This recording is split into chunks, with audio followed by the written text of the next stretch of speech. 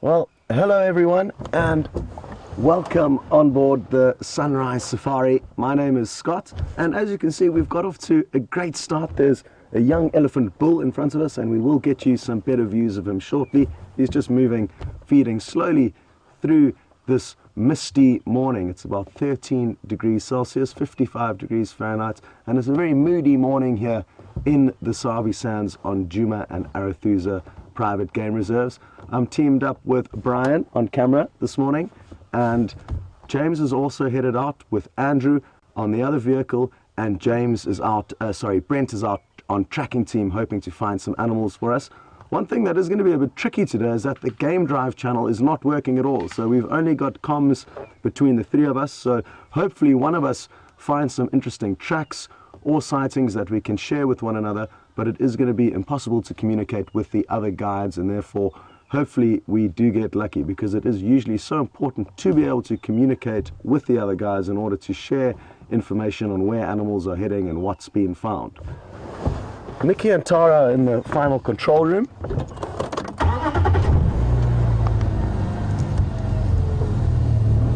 And as we reposition, would like to welcome anybody who may be watching the safari for the first time. That this is a live safari, so it's happening this very second in Africa.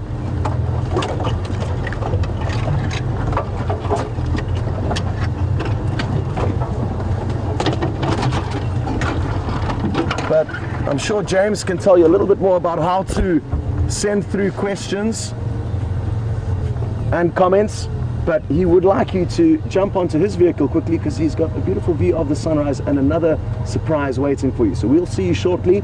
Enjoy, and we will have this elephant waiting for you when you come back. Good morning everybody. Welcome to Jigger, and my name is James Hendry, and you're on a live safari, as Scott's just told you. And while he's with the elephants, we're with 5 marabou storks and a sunrise that will make you weep. Bursting through the mist is the golden orb of the African sun on what is a spectacularly beautiful morning. Welcome to it. I have Andrew on camera with me today. Andrew is dressed like a bank robber today for some reason. There is no explaining some people. Remember that this is an entirely interactive experience. It is live. That sun is coming up as you're watching it. Well, you're probably seeing it about 12 seconds after I am. But please send through your questions and your comments to hashtag Safari Live if you're tweeting, or questions at wildearth.tv if you're on the email. And we're just going to sit in silence for the next 20 seconds and enjoy the sounds and the astonishing sight of the sun coming up.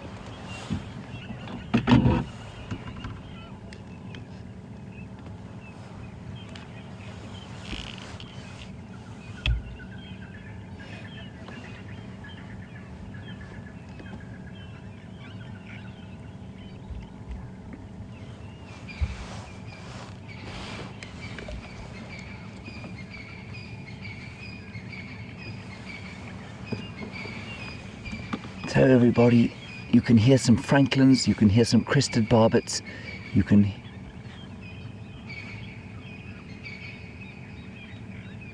hear some starlings,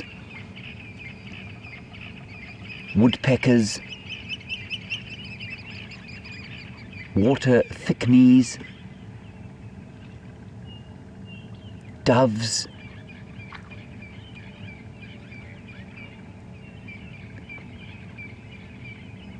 it's just really spectacular. Well, as the sun comes up, my plan is to head off towards the east. Brent certainly has gone off there to see if he can find some tracks of some lions, and I haven't had any lions for a while, so I'm hoping to see some today. But for the moment, I'm just going to sit here while that sun, I hope that the picture on your screens is an accurate rendition of the absolute magnificence of what Andrew and I are looking at. Andrew, this might be the best yet. What do you say? It's got to be close. I might actually have to take a photograph.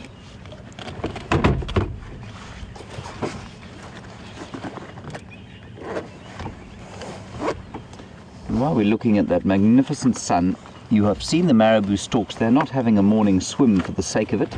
They are in fact trying to catch the last of the catfish before they burrow under the mud for the worst of the dry season. And you see, I think that some of them are probably surviving because they're so large that these marabou storks will struggle to contain the sort of, or to eat them. They'll struggle to fit them into their beaks.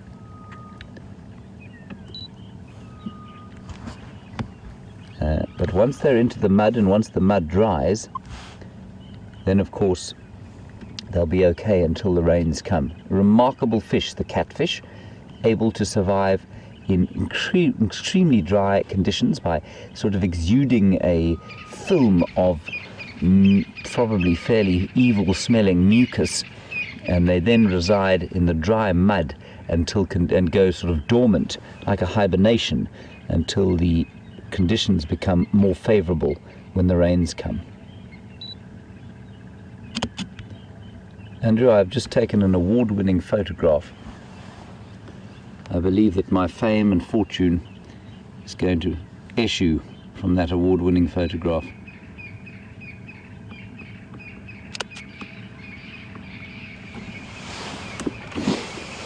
I'll show you my award-winning photograph, everybody. Try not to be too jealous. Very decent. Thank you. Thank you, Andrew. I, of course, am not a particularly good photographer, but I do like to take pictures of this magnificent landscape that we find ourselves in. And it's a misty morning. I'm not really sure why it's so misty. It was quite a chilly night, but a very warm day yesterday with some very moisture-laden clouds in the evening. The marabou stork, in case you're wondering, well, you probably are, if you don't know, is normally a scavenger. So while they are testing out these catfish here to see if they can find one that is not too big for them to swallow,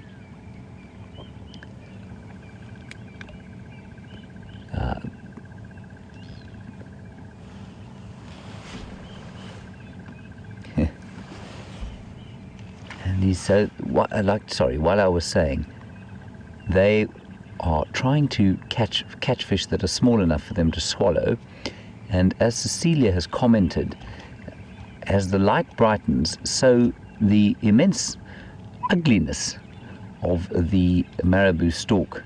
I mean, it's quite an endearing ugliness. Of course, cute means ugly but endearing, and I suppose there is a certain cuteness about these marabou storks.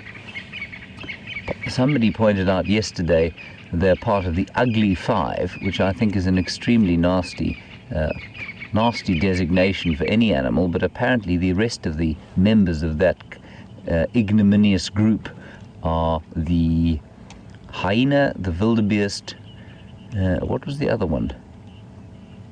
Warthog? I think the warthog, that's right, and there's another one that I'm missing out there. But they really are a very funny looking bunch of birds, these. And it must be very difficult for them to be standing where they are, because all this food is there for them to eat, but most of it is too large. I think all of the edible sized ones have probably been taken.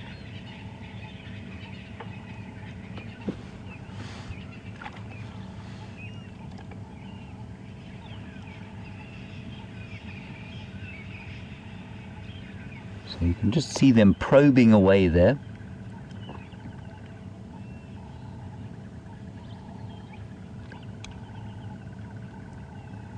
And now you can hear the doves in full chorus, ringneck doves.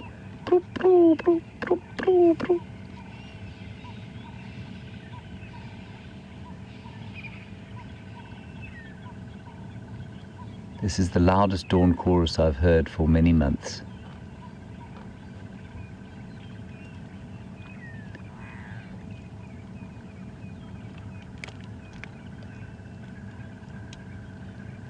this is beautiful.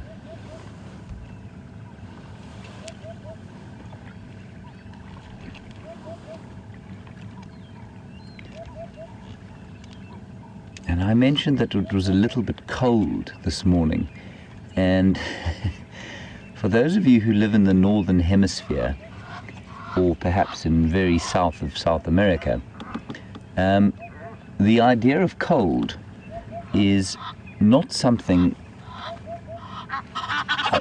the relationship, or your idea of cold compared with what our idea of cold is, are two totally different things. So Joel in New York, while we look at those noisy Egyptian geese in the dawn, you want to know if we ever see snowflakes here. Joel, it doesn't ever get nearly cold enough for snowflakes here. The coldest temperature we had this year was 4 degrees Celsius, which is really not very bad at all. It's just a little bit chilly, and I mean, I haven't had to wear long pants at all this year, and that's not because I'm some kind of rugged ranger. It's simply because it just doesn't get that cold here. So Joel, there's actually no word in the local indigenous language, which is called Tsonga or Shangaan. There's no word for snow, as far as I'm aware. So that tells you how much snow we get out here.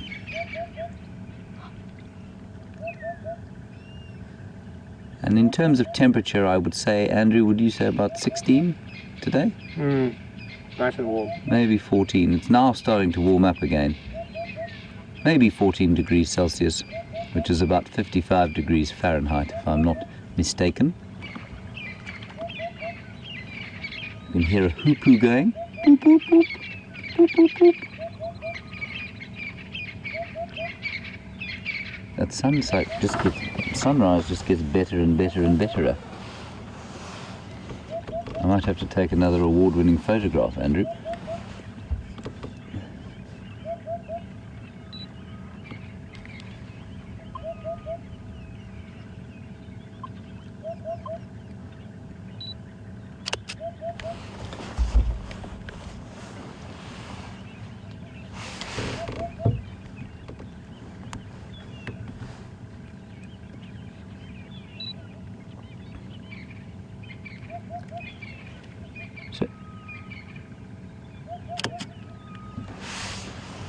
So while we're looking at this quite stunning sunset and the mist slowly rising, Lucy, you want to know about time changes, and for those of you who don't know, the best times to go on safari, of course, is just as it's getting light.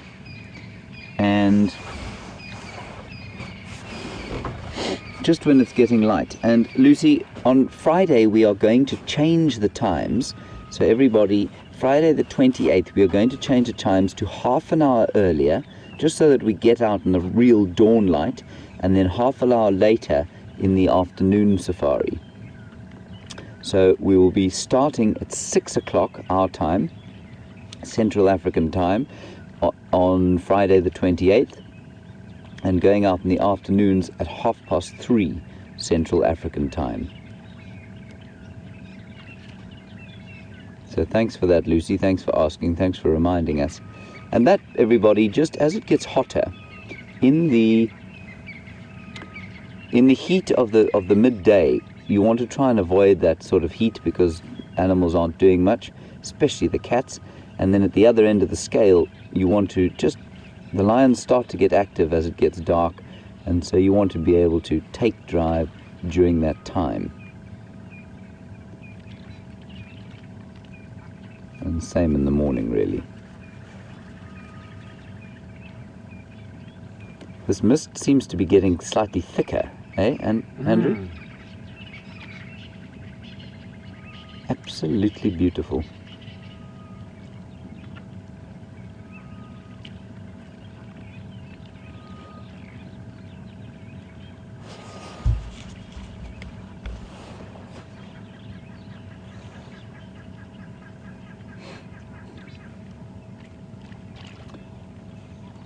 We're just looking at these marabou stalks, and Anna-Marie, your question is, are they really 6 feet tall?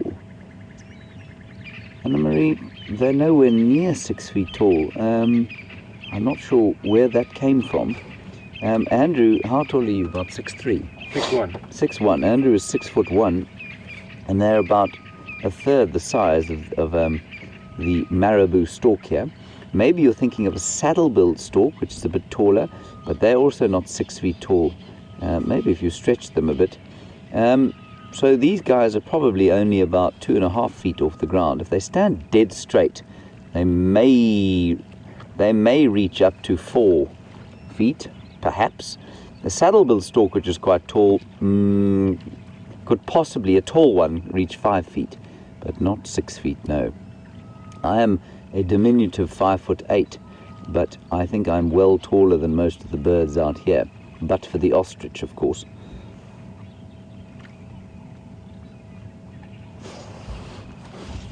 Not even Andrew is taller than an ostrich.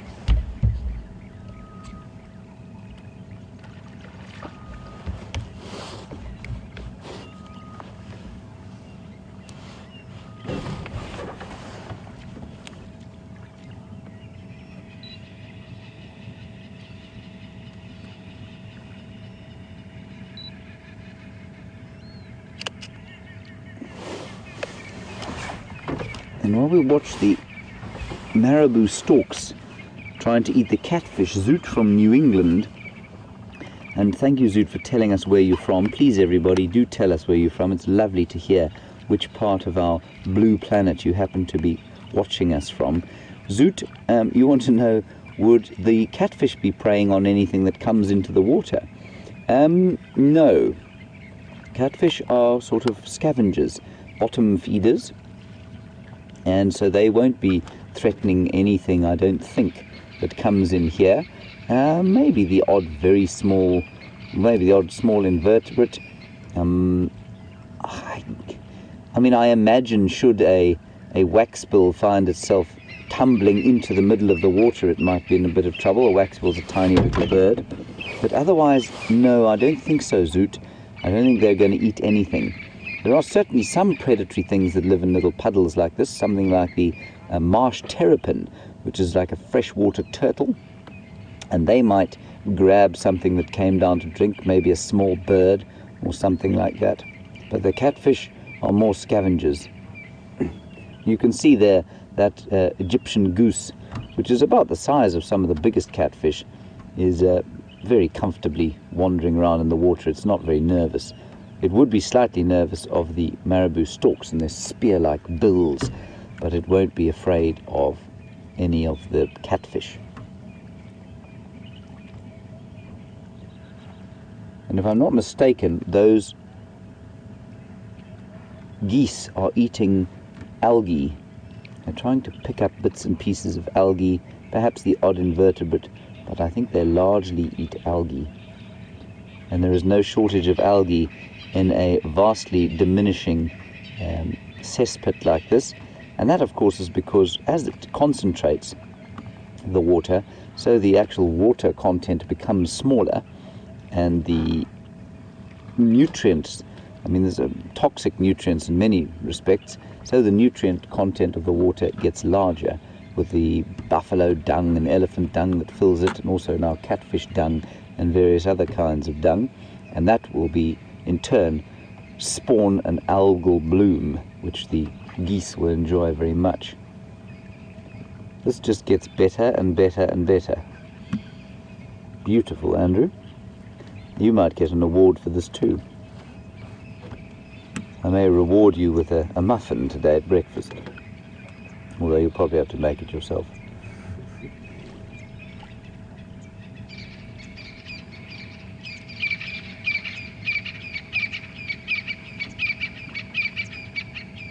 And you can still hear the francolins going crazy all around us. And starlings.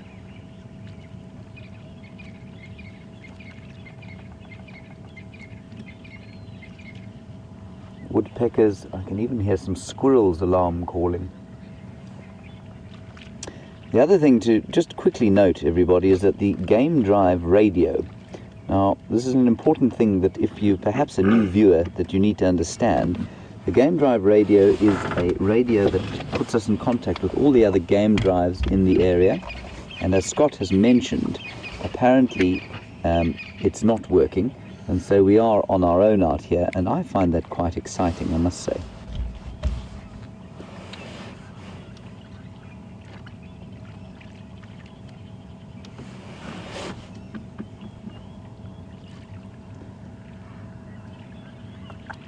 Right, so what we're going to do is enjoy the rest of this little sunset and sunrise, Andrew and I. It is coming up in the east, Andrew. It's not a set, it's a rise at this stage. We're going to head across to Scott. I think we're going to move on and see if we can find some lion tracks. So we'll head across to Scott and see what he's found. I think he's at an unusual waterhole. I'm not sure what that means. And we'll see you just now.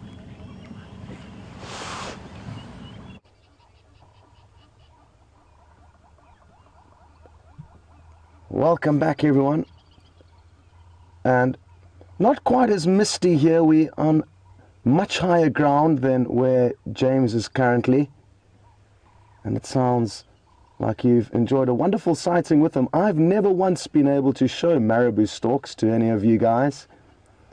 So very happy that James managed to do that this morning, and I'm sure it's another bird for your bird lists. And if you haven't started your bird list yet, I suggest you start straight away with marabou stalk on the top. This is Sydney's dam. Sadly, we can't get any closer. There's about 15 or 20 hippos in there, and it is just north of our northern boundary road on Djuma, quite far west. And I got brought here because I was looking for tracks of the Nkuhuma pride in the hope that they would come back east from Sibambili, where they were actually seen last night interacting with the Mangan pride or the Salala breakaway pride. So it's the same name for two different names for the same pride. It's a pride of 13 lions, so twice the size as the Nkuhuma pride. And the update that I got was simply that they were interacting. I don't think that they had a big fight or a battle, but I know the Sibambili guides and guests did enjoy a wonderful bush dinner last night, and while they were at their bush dinner under the stars, they were entertained by two different prides of lion who were probably having kind of a vocal standoff, I'm guessing. But the guys are tracking them. I misinformed you earlier, we don't have a game drive channel on Djuma, but the Arathusa game drive channel is still working. So there are lion tracks across on Sibambili and Arathusa, and we're going to head across there now in the hope that we can find them. I'm sure you all agree that these misty mornings make for some beautiful, beautiful scenery. And while you're enjoying that beautiful scenery with James, sadly the elephant bull that we started with changed his mood and started heading off quite quickly through some thick vegetation.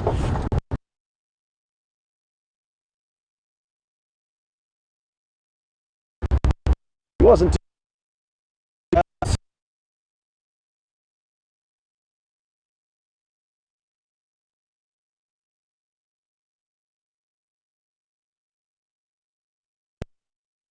Hello everybody, welcome back.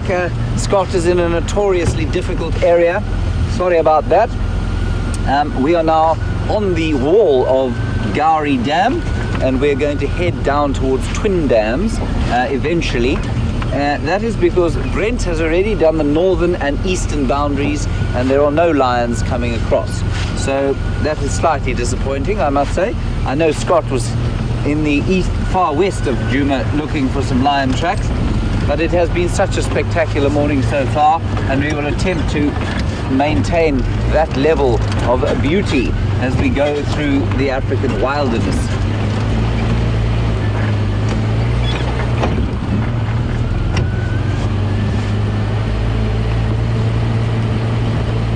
Beautiful fresh smells of the morning, and mainly because the air is so moisture laden at the moment. And Andrew, I can never remember that word. What is, I'm sure some of our viewers will know, there's a word for the smell of the earth when it's rained on it, and that's the kind of smell that we're getting at the moment, a very subtle one. And I can never remember what that word is.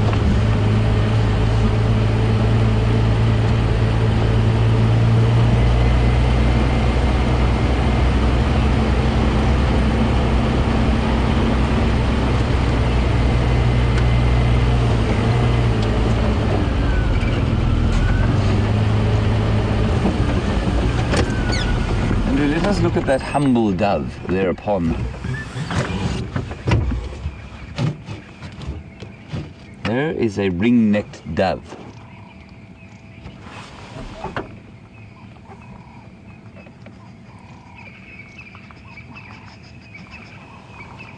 So we're just looking at a ring-necked dove, which we hear all the time. They go plop, plop, plop, plop, plop, plop, plop, and we never seem to look at them. But that is what a ring-necked dove looks like.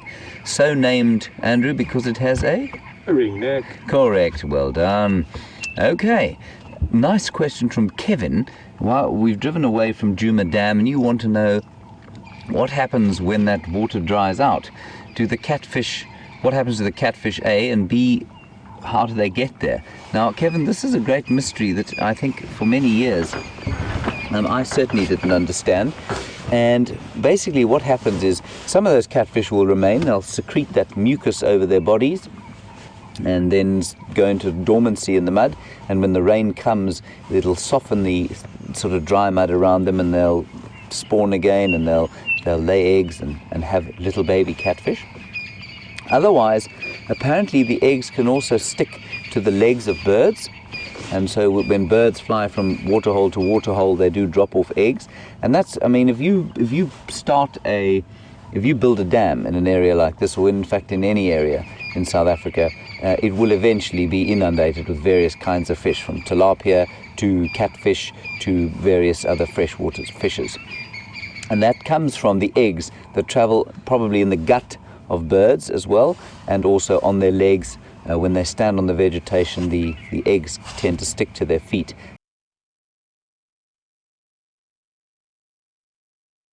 And I think that's an evolutionary strategy for moving around the place, and that's basically how these waterholes get their fish. Thank you, Kevin. That's a really good question, and one that certainly as a child confused me profoundly.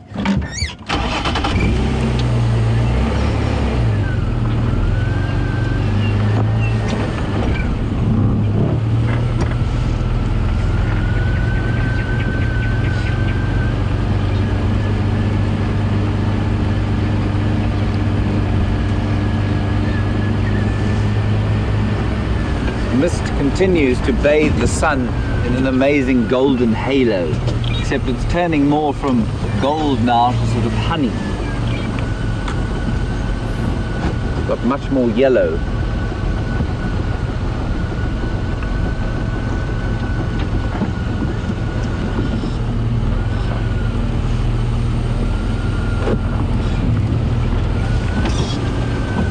Some hyena tracks on the road. The hyenas, of course, will spend an enormous amount of time just walking the roads, because it's easy to walk on a road rather than through the bush, smelling, trying to find little bits and pieces to eat. They're not great hunters in this particular area. They're far more scavengers than they are hunters, but in some areas of the world they will hunt.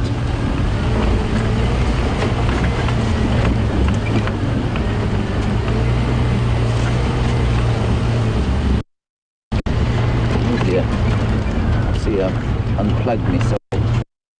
There we go, I'm back.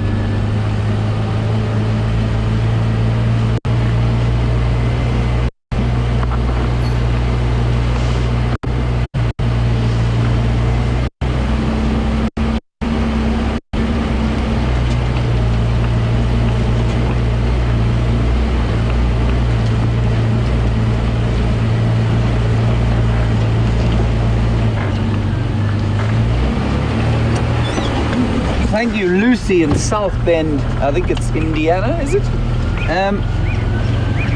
Thank you for your confidence-boosting assertion that you think Scott and I will manage to find some animals despite the fact that we don't have a radio going. Well, I hope you're correct, and thank you for your confidence. There are some buffalo. Andrew, do you see them? Mm-hmm. They're not far away from us. Some old buffalo bulls sniffing into the dawn.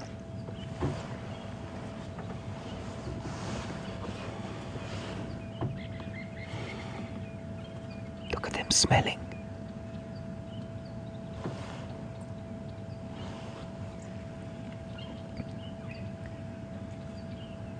always do that just to try and make sure what we are. Their smelling senses are so much more important to them than ours are.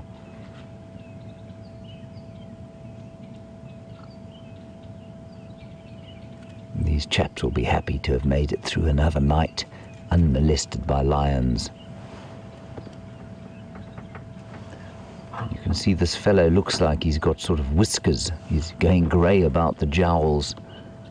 And he's also, if you saw, when he looks at us again, in fact, even on this side, his ears have been torn to pieces. Look at his left ear, the ear on the right of your screen. That's remarkable. That could well be from some kind of predator attack early in his life, and also from just walking through the thorns, maybe running through the thorns and getting his ears stuck.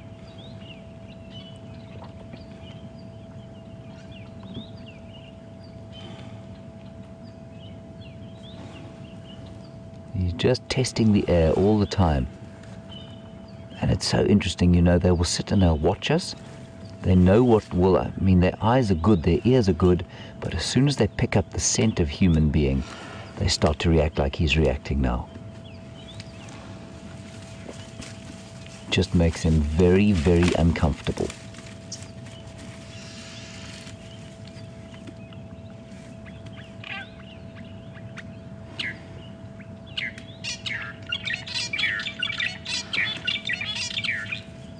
That's not a francolin, it's a drongo, mimicking a francolin.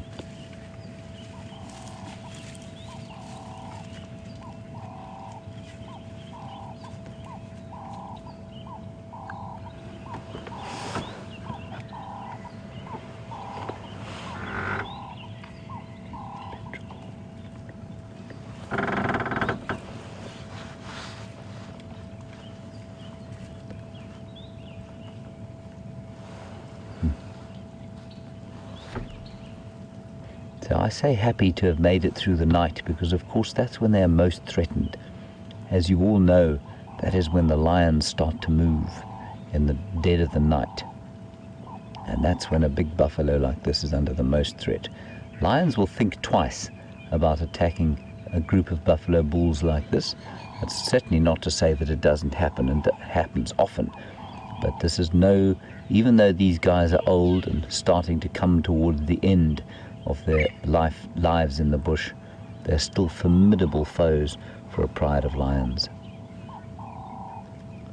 But if a lion can kill a buffalo, obviously the amount of meat is hugely rewarding.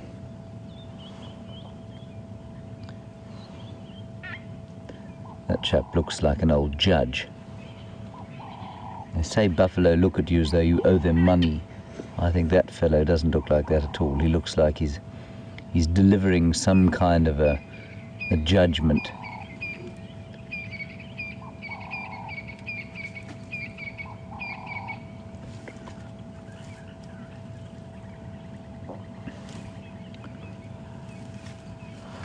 We get lots of questions about how dangerous buffalo are. I had one yesterday. I've had many before. In Virginia, in Kentucky, who we've definitely spoken to before. I think I made the poor joke about Kentucky in Virginia. Very poor joke. Sorry about that, Andrew. You would like to know, will the buffalo ever attack the vehicle? Virginia, it has happened once or twice, but that's normally when the buffalo are being harassed by lions. Then what they do is you might find that they would become so irritated that any kind of increase in pressure that they feel, they will vent their anger on. So I have been around, I've never been hit by a buffalo myself, but I've been around vehicles that have been hit by buffalo. It's not particularly dangerous for vehicles because the buffalo are not quite strong enough to tip a vehicle over it. They certainly give it a big knock. But in this sort of situation, a buffalo, you can see behind them, they're not cornered at all, and while they're trying to ascertain whether we're a threat or not, their first reaction on perceiving a threat will be to run away. So the only time that they would ever go for a vehicle would be if they felt threatened. So the only time I've ever seen it happen is when they're being harassed by lions, and the vehicle is sort of an outlet of frustration, and also, you know, sometimes the vehicle can just be in the wrong place, and the buffalo will try and move it into the right place. Little dawn oxpecker there, you can see on the back of that buffalo. And you can see over the years the oxpeckers have sheared off quite a lot of the hair that covers a buffalo bull. And he's just flattening his belly. That's quite interesting. He's flattening his belly against the buffalo there, and mainly, I think, to get warm.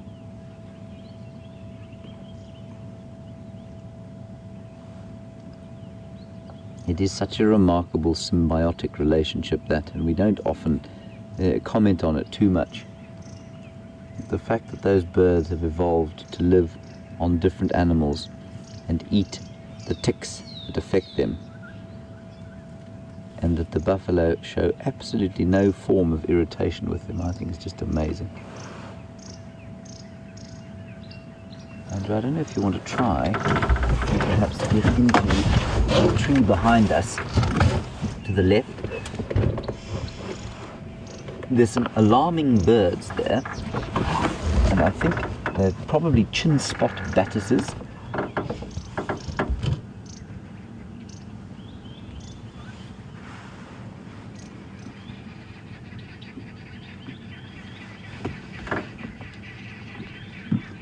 So I'm afraid those birds have gone, but just a beautiful picture of the sun there, and you can just hear them going. Little bird party going on here. Lots of birds. So Terry in Santa Ana, very nice question. We're just following on the discussion of the buffalo and whether they will threaten a vehicle or not. And Terry, you want to know what kind of behavior they would exhibit were they to start feeling threatened by us. Terry, the first thing they would do, of course, would be to run away. That's what the buffalo would do. A buffalo's default reaction is to get out of any danger state. It's not to attack. And this is a discussion, in fact, we had it around the campfire last night. Buffalo have developed this tremendous reputation that they're dangerous, mainly from people who hunt them. If you hunt a buffalo and wound it especially, it will go down into some thick bush, and then it will wait for you. And if you happen to still be trying to stalk it, you can get yourself into a lot of trouble. They are not inherently more dangerous than anything else out here, and their default reaction is always to move away from danger. That is the default reaction of all animals out here. And as long as you realize that as a human being, you represent the apex predator, and that is why that animals are afraid of you. As long as you realize that, obviously there are abhorrent situations that are very difficult to interpret, but as long as you realize that animals are seeing you as the apex predator, it's really not a particularly dangerous place to be out here. That said, you can get yourself into trouble by mistake, and we obviously try and avoid that studiously. Andrew, you look like you want to move the camera. You want to show us something? No, I'm just looking for more birds, but Okay. I can't seem to find anyone. All right. Okay, I think we'll leave these beefaloes to themselves. We'll press on. We're on the central sort of road of Juma, and then we're going to turn south down towards an area called Twin Dams, which is now a twin dust bowl. There is no water there left at all, but there's a very beautiful drainage line nearby, and perhaps we'll pick up some other tracks. Here we go.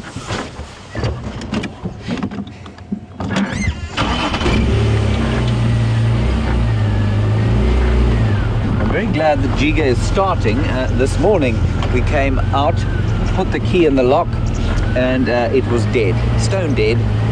And I think that was because we were using the lights to work on it last night, and perhaps that's why the battery went flat. But luckily the camera is powered by a battery bank that looks like it could power a small town, so we just jumped the car off there.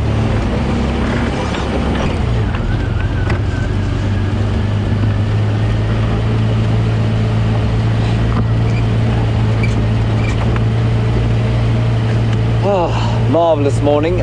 Somebody did send through the answer to my question. The smell of rain as it hits the ground, which is something similar to what we're smelling now, is petrochor, apparently. Petrochor. Andrew, you know exactly what I'm looking at, don't you? That I do. There we go. Look at that spider's web, everyone. That looks like an enormous tropical tent web spider. It may be a couple of tropical tent web spiders.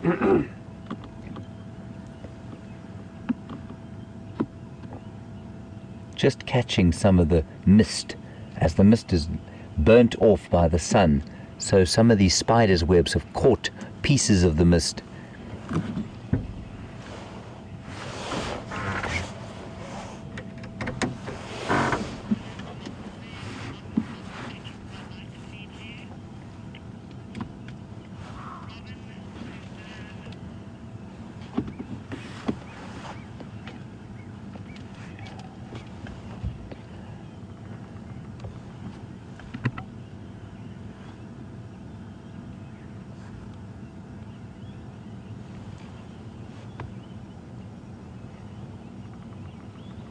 Isn't that beautiful?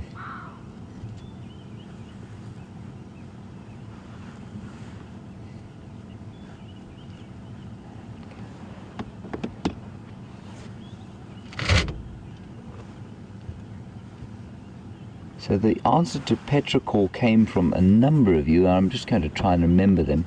Anne and Carol specifically said that it comes from a number of researchers that were studying the effects of rain on the earth. I'm not sure where they were researching it, but Anne and Carol, I think you're in Memphis and somewhere else. And then Robin, Suzanne, Bugsy and Sharon, thank you, and for all of the rest of you, thank you for your answers. Petrochor, that's the thing. And I think, Carol, you're in Seattle. So thank you very much indeed for your answers.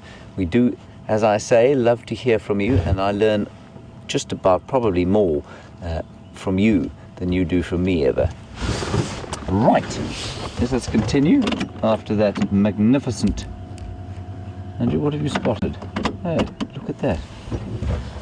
Andrew's very artistic this morning. He's feeling a great sense of artistic filmmaking, clearly. And what he's filming there, of course, is the dew that's been caught by a grass stalk. A beautiful grass stalk of a species,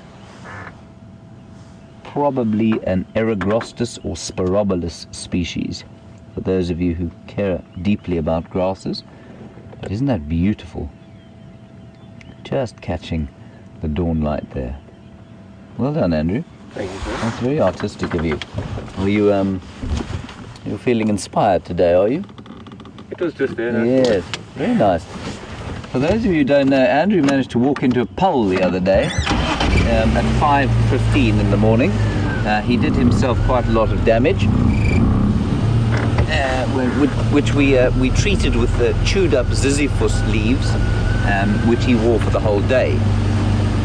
Andrew, the head is, well, I mean, he's still sporting quite a nasty graze, but the slightly alarming bump that was raised after he banged his head has gone down, and he doesn't seem to be showing any ill effects, other than he's now become so artistic, of course, since the head bashing.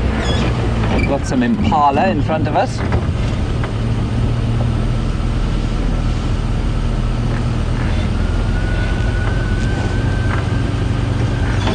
Quick look at them.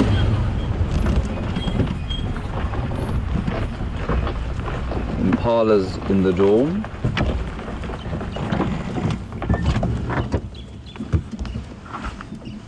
It's very beautiful again. Our most common antelope, but also one of our most graceful. Now what you need to start looking for here, especially in the females, and they're the ones without the horns, of course, is a swelling belly. All the females are pregnant now, or most of them will be, and they will start to show signs that they're carrying little lambs in their bellies, hopefully to be deposited here in late November with the onset of the rain. Oof, that's a lovely picture. Oof, Andrew, you really are on fire today, hey? There's a big ram coming out.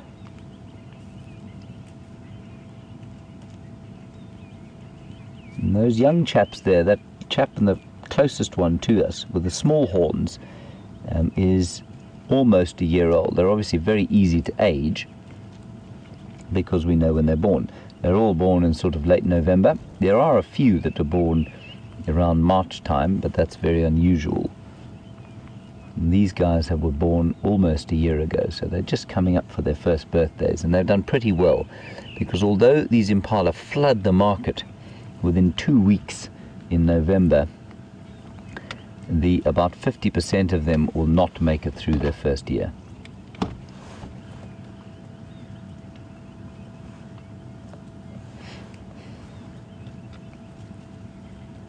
And I've spoken a lot about the rain, and we've had a number of bets between us all as to when the rains are going to come. And Mark in Lebanon, Missouri, a very nice question about when the rain is going to come. Well, Mark, we don't know, the answer is. Brent and I say late November. I said the 20th. Two young rams having a little bit of a box. We say that late November. Andrew, you said September. I said October 6th. October 6th, says Andrew. The cameramen are generally in agreement that October is going to be the month, and one or two extremely optimistic people, some might say delusional, have said September. But I don't think that September is going to happen. I may be entirely wrong, and that would be quite nice to be wrong, because we do need some rain. And it's funny how this kind of weather, this misty, cool morning weather, does make animals much more sort of frisky than they would be otherwise.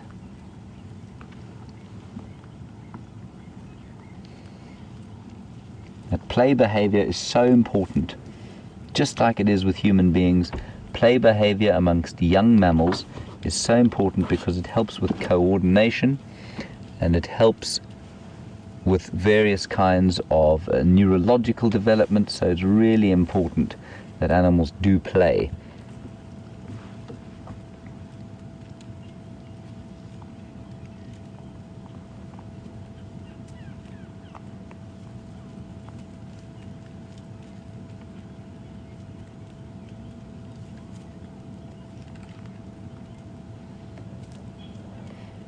Andrew's just showing you there the stripes on the back of an impala's bottom, and their function, of course, nobody really understands. And you go to some places where your guide will tell you that that is the McDonald's sign of the bush. Now, if a guide ever does say that to you, you should make him stop the car immediately, get out and walk back to the lodge, because he shouldn't be doing guiding as a job. What it is either some kind of following mechanism, or it might have something to do with heat balance. And of course heat balance is amazingly important out here. And we don't understand as human beings how important it is, because well, first of all, what we do is we manipulate our environments so that we're always comfortable. But we as human beings are actually remarkably good at heat balance, at maintaining the correct heat. Because of our upright postures, we're not exposed to the threats of overheating in the same way that some of these antelope are. And you'll find possibly that those dark bits on the back there of the impala, you can just see them in that impala behind, they may help to radiate heat when things are particularly hot. And certainly in Springbok, which are gazelles, the only gazelle we find in southern Africa, you find them in very hot situations in the Kalahari Desert, and they've got all sorts of funny different colors, especially dark brown down the flanks, and that helps them. The dark brown, of course, would attract heat, or would certainly exchange heat very effectively, and so it's away from the direct sunlight, but it helps to radiate the heat away from the animal, we think. And Andrew's just focusing in there on a gland, the fetlock gland. That joint there is called a fetlock, And that dark gland there, or there's a gland under that little dark bit of fur, and what it does is it secretes a pheromone that when the impala are running, they kick their back legs out, and it leaves a scent trail for them to follow if they happen to be fleeing from predators, so they can find each other using that fetlock gland.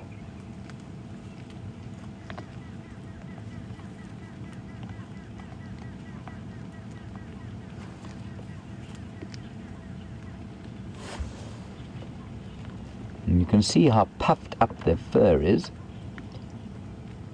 and that's from, it's quite chilly. Well, it's not chilly, it was a bit chilly to start with, and they puff their fur up like that in the same way that a bird puffs its feathers up to trap the air underneath, and that just helps them to maintain some warmth. It's very clear. I tell you, I don't think I've had a pleasant impala sighting like this for a long time. Very nice to see.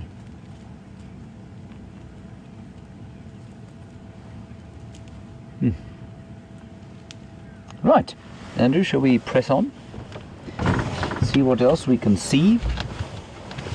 We're still on that central road heading toward Twin Dust Bowl, and we'll see what we find when we get there. Keep your questions coming.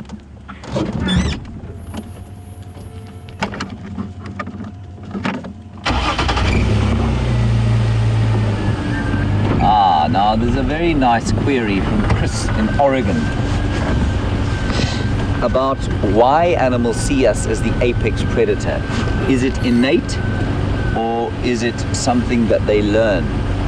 It is entirely innate at this stage. I mean, there certainly can be some learned behaviors, and without getting into the nature-nurture debate, which isn't really so much a debate anymore, over the course of evolutionary time, because of their experience of human beings, animals have learned, so their environment has favored those that are naturally afraid of human beings. Remember that, so essentially now it is innate. But remember that when we were in our distant evolutionary past, I can smell something dead here. You see the batelier there? There's also a game drive there. You know what? I think there's a kill there, chaps. The ranger there is calling me in. We're going to go and have a look there. There is a guide there. There's some buffalo, at least there's some batelier, and the ranger's calling me there. I will get back to your question, Chris.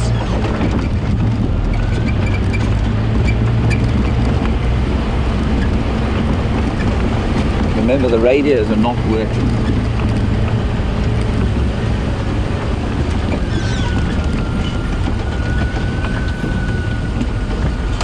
Aê! E foguele, me come Shinzele. Ui, Schatzagesa Shinzele. Shifile. Shanugam Gopfu. There is a dead honey badger. We're just going to pull in here. Gee whiskers. Can you get that, Andrew? Negative, unless you know. Okay, I'm just going to go a little bit forward. Get that? That'll be good. So here be a dead honey badger. Hello everybody, I'm not talking to myself, I'm talking to the camera. Mandiv. So this is quite sad to see, and we have seen honey badger around here before, but we don't know what killed it. But the smell coming off it, I can only imagine to be quite similar to that in the bowels of hell. It does really stink. But I think that's what those batelier were looking at, and I'm sure they'll probably come back. It looks to me like they've been pecking at his fur. This is very sad to see. And Texon, who's the ranger who found it, was just saying he didn't know what on earth would have killed it, because these are not easy to kill.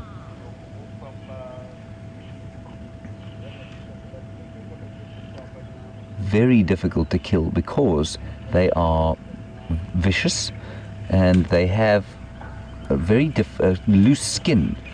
In fact, I'm actually going to try and show that to you. Andrew, I'm going to jump out. You'll tell me if no one can hear what I'm saying, will you? Yes. I'm going to get a stick. I don't wish to touch it with my hands.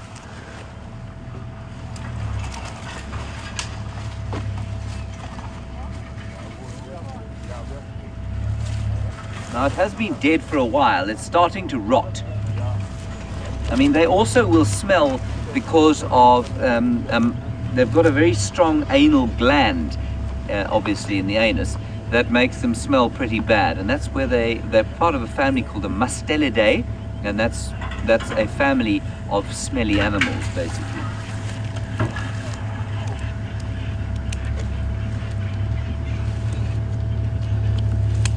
What I really want to look at here is the size of the claws.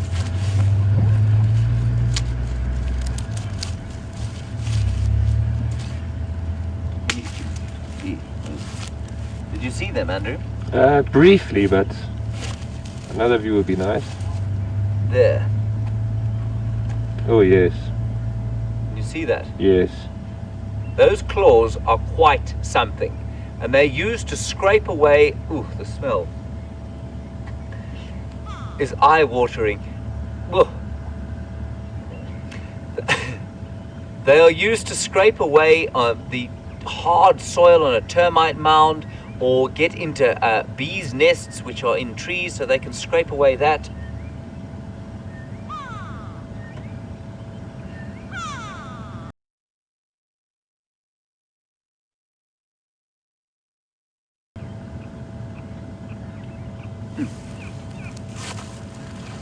This honey badger has been dead for some time. It's pretty rank.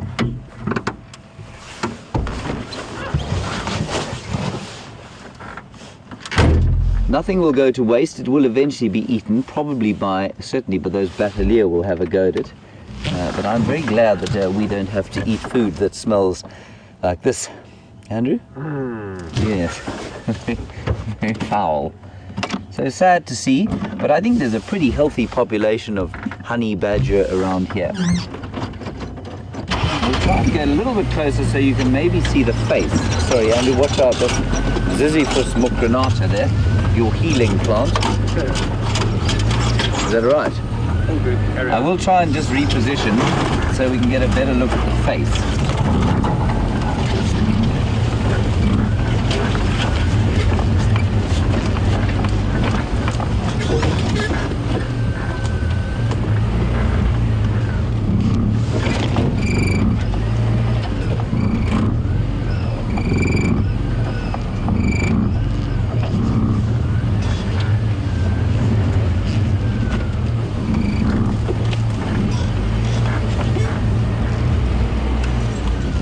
So we don't, like I say, I don't know what killed it. A couple of postulations from the Twitterverse. Can you get that, Andrew?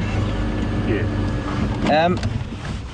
Maybe a snake bite. I don't think so. They're pretty immune to snakes. I can see where it was digging. Oh, I've just parked myself on a Ziziphus tree.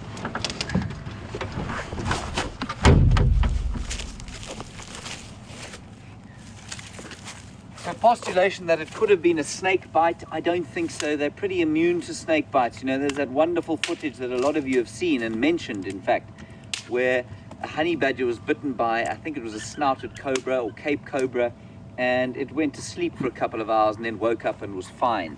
It was digging here, I think, just around here. You can't see that, can you? Can't see it. Okay, there was a hole here. I think it was digging around there before whatever it was got this thing. Look, it's not impossible that it was a snake. Maybe a mamba or something like that got it. I can't see any obvious marks, except where the birds have taken the eyes and the nose and the soft parts. But otherwise, I can't see any marks. So maybe it was something like a mamba. I'm going to try and turn it over.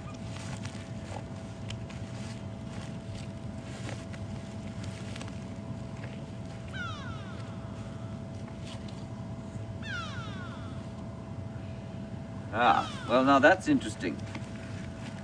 There is a puncture mark there. Can you see that? Yes. I actually think that's from the birds though that have got under the skin. It's a male, but it is, ooh, it's, oh. The smell is something else. Yeah, very difficult to say. If it had been another honey badger, it would probably have been bitten somewhere on the back of the neck, and we wouldn't necessarily see the puncture marks.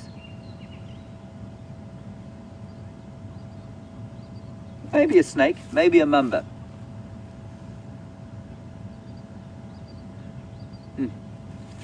Anyway, I think that's enough of that. The odor is quite frightening. Andrew, now I'm going to have to climb into the car and not attack myself with a Sisyphus. There we go.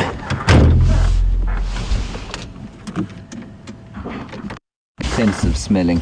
Right, I'm leaving here. Any more questions you have, you're welcome to ask. They just won't be around here.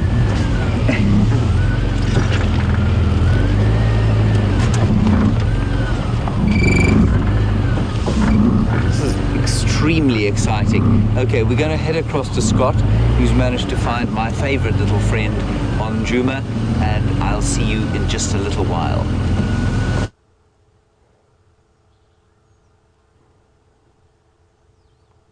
Welcome back, everyone, and we got lucky and have managed to track down young Sindile. Really interesting stuff with that honey badger, and wouldn't it be wonderful to know exactly what did happen? I know James did come up with a few plausible theories as to what may have killed it, but I guess we'll never be certain of the answer to that. Interestingly enough, when we came into the area looking for Sindile this morning, we found drag marks, which essentially is a term that is a tracking term that is used for when an animal has made a kill and dragged the carcass. And I'm not sure what it was that he killed, but for a drag mark to have been left, it must have been something of a reasonable size, and I'm guessing it was him that was responsible for it. We found him not far from the drag mark, but no sign of any kill, so possibly a hyena have stolen it, or he finished off the kill. But sadly I haven't been able to have a good look at his belly to see how full he is. But still, good confirmation for all of us that even though his mother's been away now for, I think it's 6 days, that he hasn't seen her, as far as we're aware. And even though he shouldn't be fending for himself, at least we know he is capable of doing so.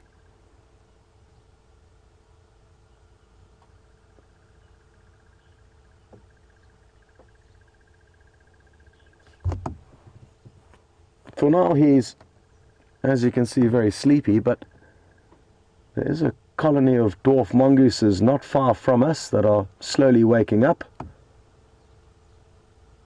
and maybe they will provide him with his next meal.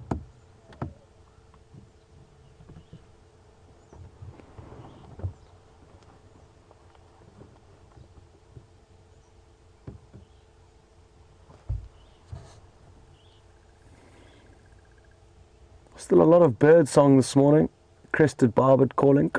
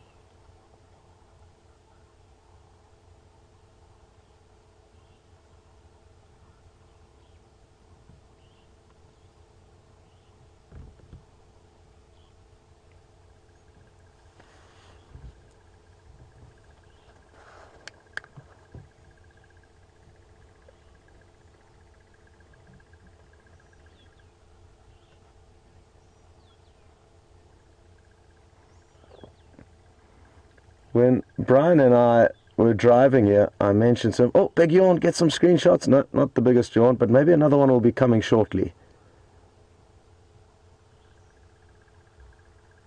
As I was saying though, when Brian and myself were on our way here, we were saying that we were hoping to find tracks of his mother, a leopard called Shadow, coming back into this area. As I said earlier, she's been away for about 6 days now. And she's been busy mating with Tingana for 3 of those days and the Anderson male for another 1. And we're not sure what she's been up to for the last 2 days. But no sign of her coming back into this area. It was just his tracks with the drag mark, and I really wish we could work out what he managed to kill, possibly a small steenbuck. It certainly was something larger than a mongoose or a francolin, which are the only 2 kills we are aware that he's made to date. I must stress he would have made lots more than that, it's just we haven't seen any. But for a drag mark to be left on the road, when the leopard's walking, the prey needs to be dangling out of his mouth and therefore of a considerable size. Unless, of course, he was just dragging a stick between his legs, which is not likely but possible, or some other random object that he picked up to play with. Brent was in the area helping to track him down, and at one point while we were on foot tracking before we found him, Brent did say he smelt stomach content, but couldn't work out exactly where it was coming from. And like I said earlier, sadly in the position he's lying in now, it's impossible to tell whether he has fed on anything.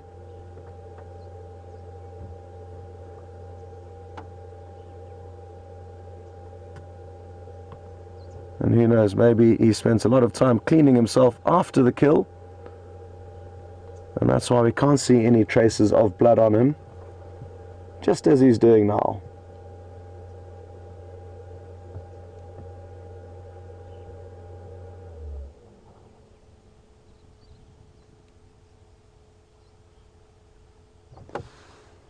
Regarding lions and lion tracks, I haven't heard any further updates, and it sounds like all of the lion are either on Sibambili or west thereof.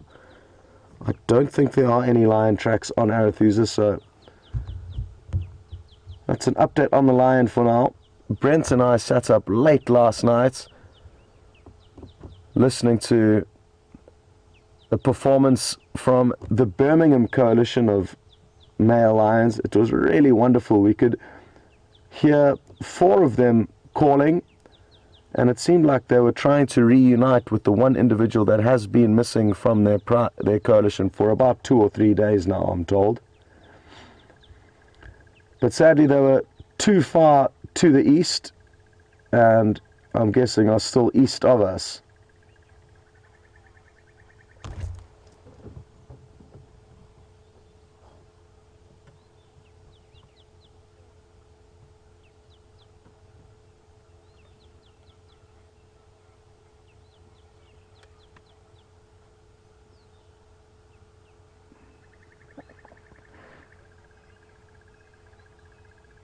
I think I've just heard an update on the one radio channel saying that the Birmingham coalition have been located to the east of us on Cheetah Plains.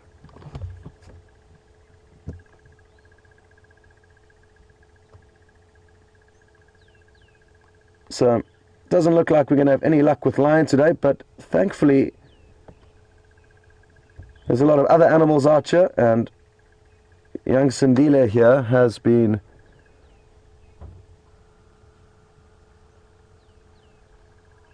really good quality for us at the moment, and it's been quite easy to find him. He's been staying put in a very small area, I would say about a quarter square mile of a square mile or half a square mile.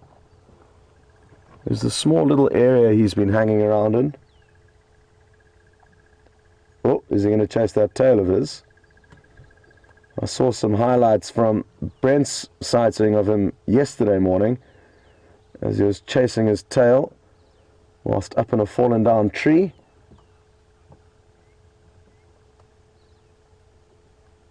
It's not something we want him to make a habit of doing. It's not the most ideal thing to have one of your stars of the show chasing their own tail.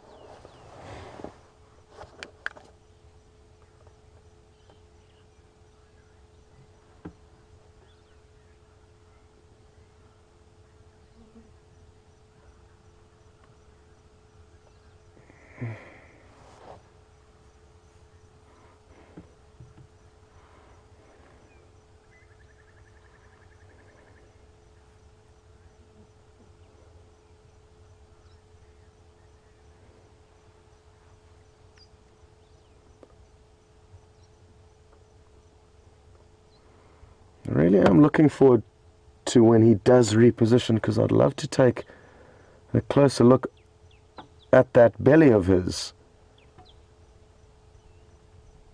to see whether he did actually manage to feed on something, or if it wasn't in fact another leopard that made a kill in this area and dragged it off. I find it highly unlikely to find him so close to where the drag marks were. Leads me to feel strongly that it was him that made the kill. And also we did take a very close look at those specific tracks crossing the road, and they did look to be much like his.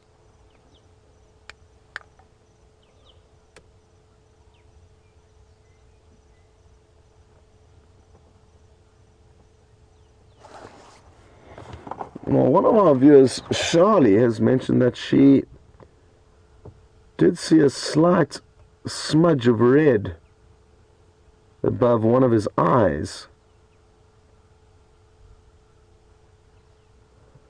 and it's his right eye. And Charlie, you are also right,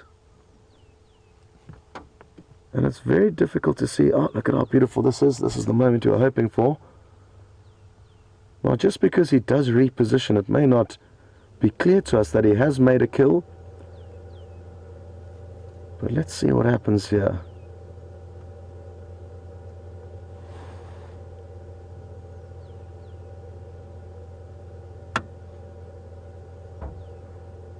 What has he heard or seen? He seems fairly tuned into something in front of him, but I can't see or hear anything, and his body language is not quite serious enough for him to be... Oh, there we go. To be completely convinced there is something worth chasing up ahead, but we'll keep an eye on that.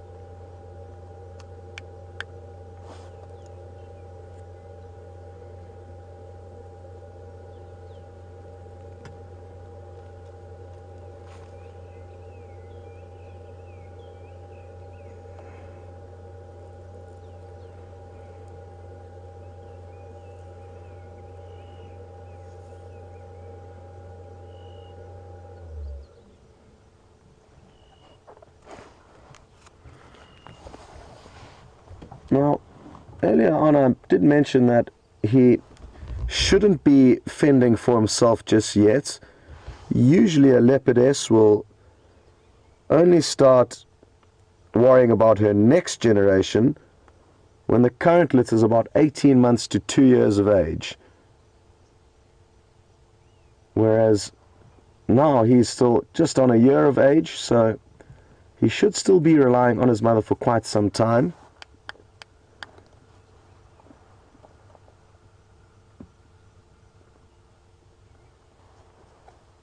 And on that topic, we've got some interesting info through, and a question, I guess, from Patty in Washington State. And she said that Shavinzi, one of Karula's offsprings, another leopard, was actually self-sufficient from 8 months of age.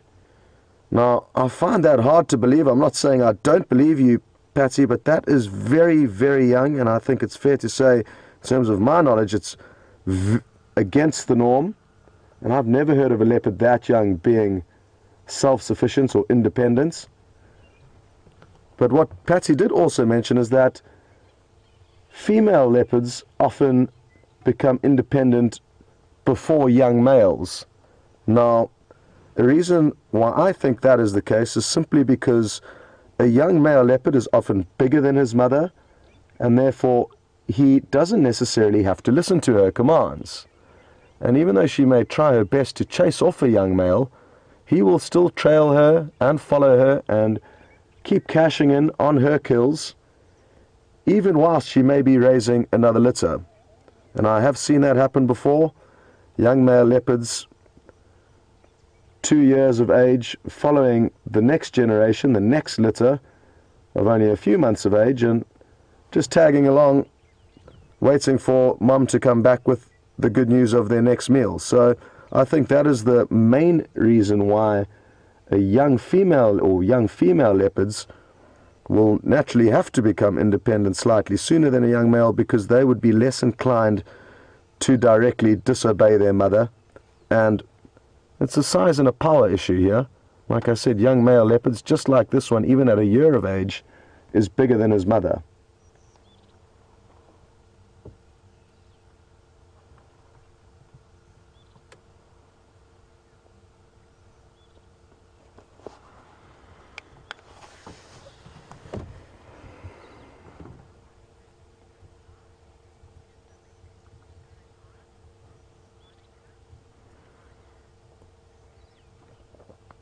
And as we chat about the next generation, there is a chance that Shadow will be giving birth in 3 months' time, because she has been mating at least for 4 days. 3 of those days, like I said earlier, was with Tingana, and 1 of those days was with the Anderson male.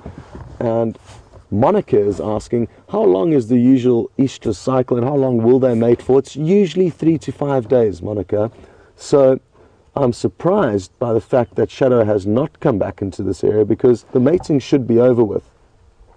However, an update from the other day was that Shadow and the Anderson male, whilst they were mating, were seen in a sighting with another leopardess and her very small cub. It's only a few months old, and that female leopard's called Salayeshwe, and it's a very small cub, 2 or 3 months old, like I said. And Shadow was chasing around Salayeshwe. Females will compete, but sometimes very, very violently amongst one another for territory. So I'm wondering if the fact that she had this kind of territorial dispute with Salayeshwe may have caused her to stay in that area and try and reaffirm any territorial misunderstandings between those 2 leopards. Who knows? Maybe another theory where Shadow could be is that because she was very hungry the last time we saw her, which was, I think 2 days ago, she was very hungry and she may have made a kill and be restocking up on some much needed nutrients.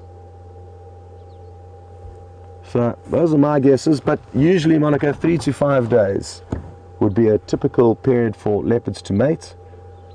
And the fact that she's been away longer for that is difficult to explain.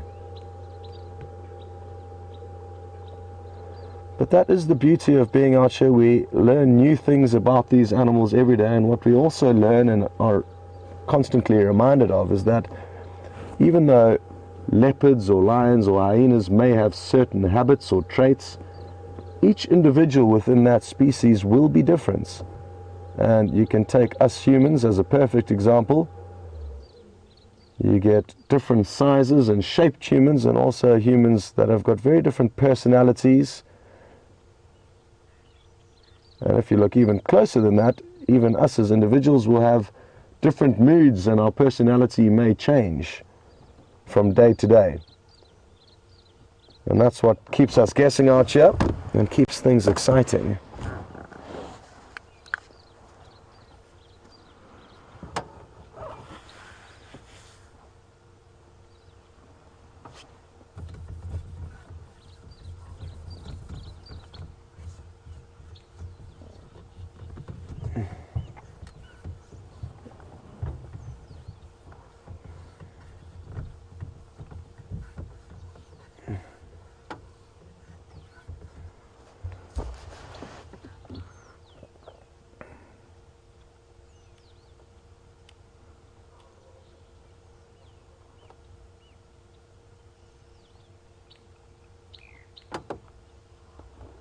So I definitely don't think there's anything to worry about, though, even though she is not here. And Virginia in Kentucky has asked whether there's any chance that she could possibly forget about him. And anything is possible out here, Virginia, but I find it highly, highly unlikely that she would forget about him. So I don't think that's going to be the case.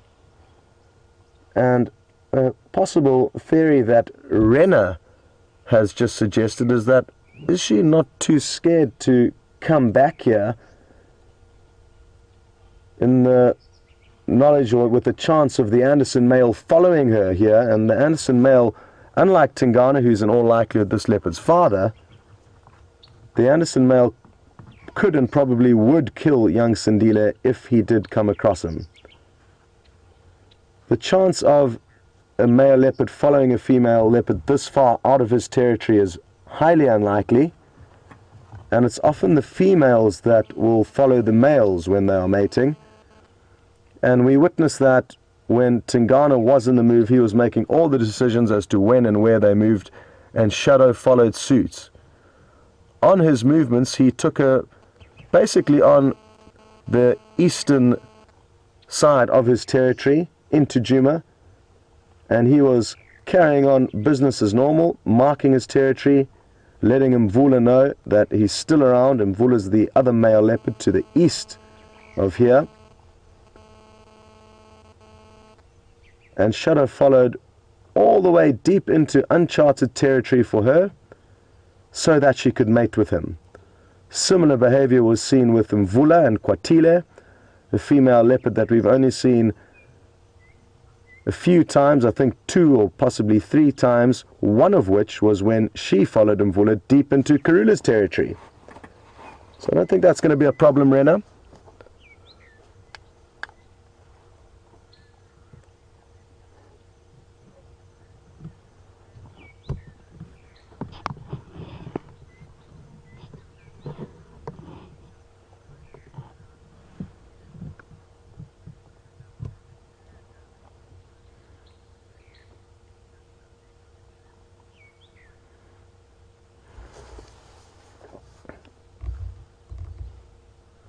Well, thanks very much, Ellen, for sending through some more info. I know Patty said that a young leopardess called Shavinzi was self-sufficient from 8 months of age, but Ellen's also got some more information on that topic, and it was closer to a year of age, I'm told, that she was seen spending less and less time with Karula and Shivambalana, her brother, and she was actually never seen self-sufficient for, or as an adult rather, so she may not have necessarily made it, and I'm guessing she didn't make it if nobody knows anything about her anymore.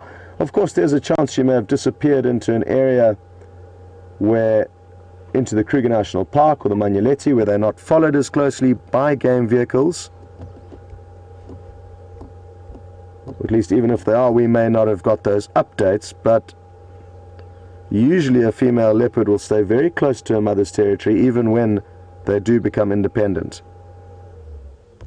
So maybe that's an example of a young leopardess who didn't get so lucky. And there just doesn't seem to be enough concise information on this topic to draw any useful conclusions, but thank you very much for all those updates.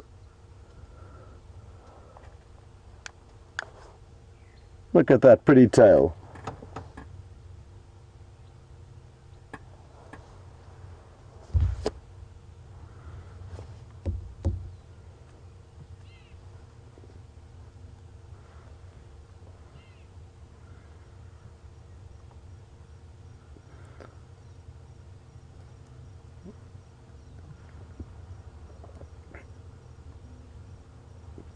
Well, Ramey, I'm very happy to finally know where you're from. San Diego. And Ramey is one of our long-time viewers who often sends questions through, but we never knew where you were from. So please make sure you try and include your home city or country at least, when you are sending through your questions or tweets. Remay's asked an interesting question, and that is whether or not this leopard will call hoping to find his mother. It's usually the other way around. It's usually the youngsters wait in an area and their mother will come back and contact call for them, and then they will respond. But I guess if he does get desperate, he could start letting off his own contact calls. It wouldn't be clever though. He doesn't know what other leopards or lions or anything is in the area, and therefore I don't think he'd be inclined to want to give away his position by letting off those contact calls, but it is something that may happen.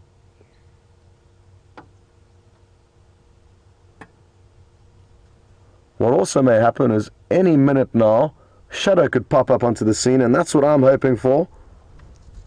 That would be a wonderful, wonderful surprise.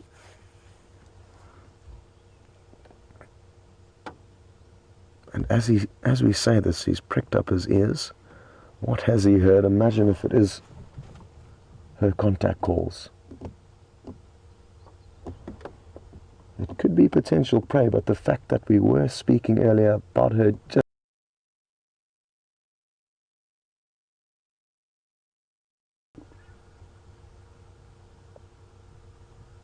that was a soft contact call.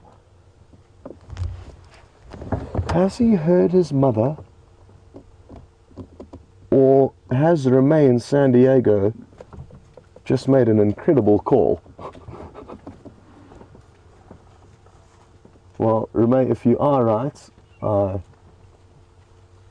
owe you one. But I think he could be responding to her. The fact that we heard his ears prick up initially, and him not just call, means to think that he has possibly heard her, or he's imagining things. Maybe it's wishful hearing. Either way, that was uncanny, the timing. Hey, Brian? Okay, we're going to need to reposition quickly. If they do reunite, I want to be certain to get you in on that action.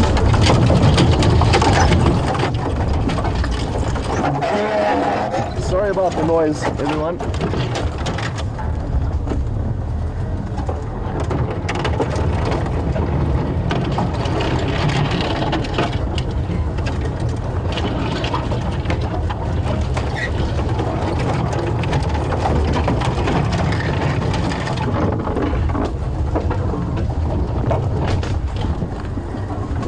Well, judging by his behavior now,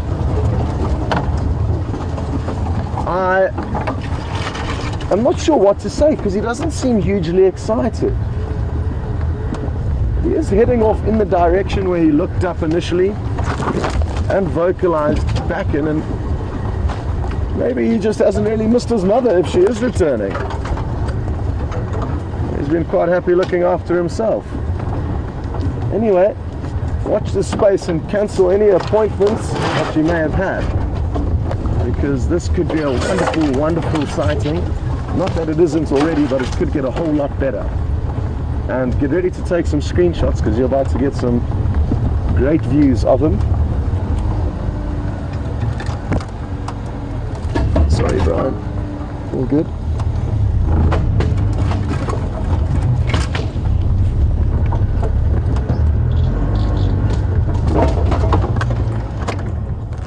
Too much angle, Brian. No, it's okay. Look at this beautiful view. Awesome. Blue sky in the background. I've got the wrong lens on my camera, but I'm going to take a few photos anyway, so don't mind me.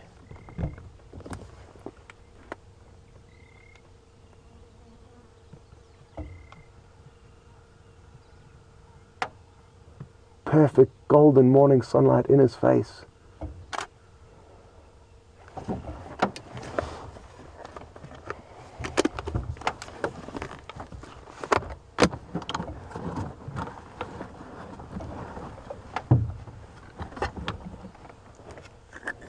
And no more contact calls, so maybe he was imagining things.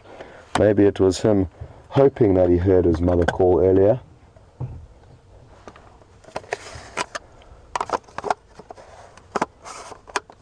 Well, I'm sure a lot of you got some great screenshots there. I didn't get anything.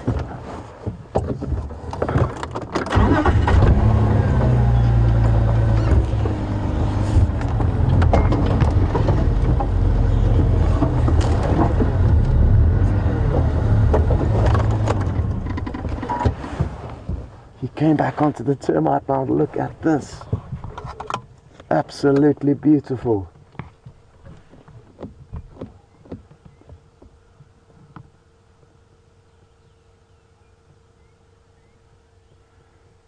And it really does make such a big difference to have this beautiful low angle.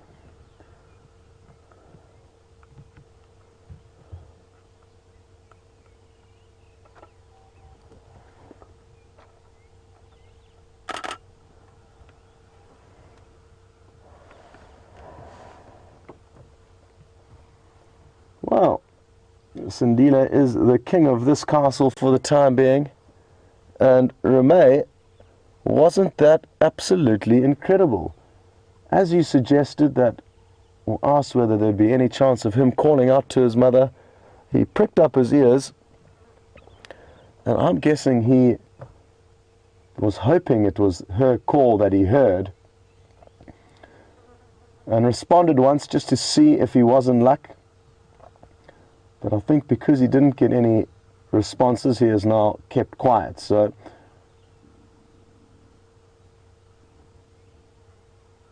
I'm putting it down to an error made on his behalf, that he just wasn't sure what that noise was that he heard, and that is why he responded to it.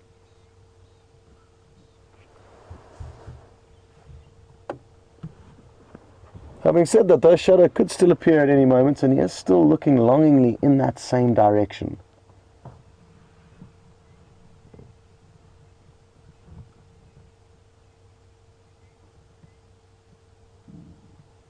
What we must remember is that his hearing is going to be a lot better than ours, so he could possibly hear things a lot further off than we can.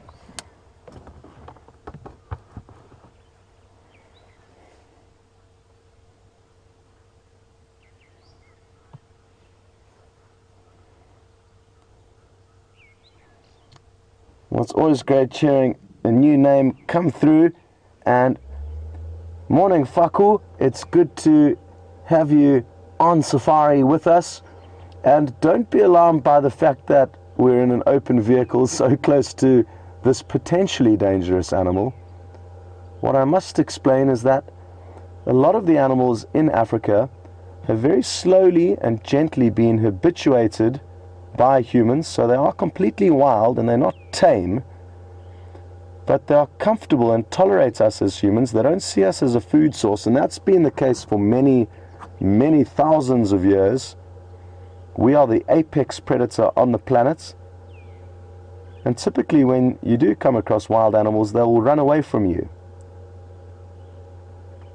So it actually requires a lot of reassuring of wild animals that we are no threat to them, and by never feeding them or harming them, they allow us into their lives and into this ecosystem with very little danger.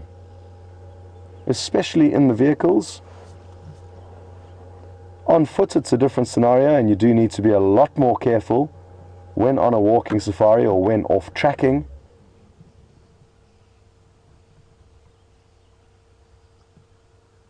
But it still is a rush when these animals get close to the vehicles, and I know for a lot of first-timers and guests out here on safari, they can have some incredible adrenaline rushes as these wild animals do walk past the open vehicles. It's a wonderful thrill. But thankfully, it's not dangerous, and as long as we respect the animals, they tend to respect us too. Well, this is the castle that Sindile has now claimed for himself. I really thought we were going to see him reunite with his mother there when he let off that contact call.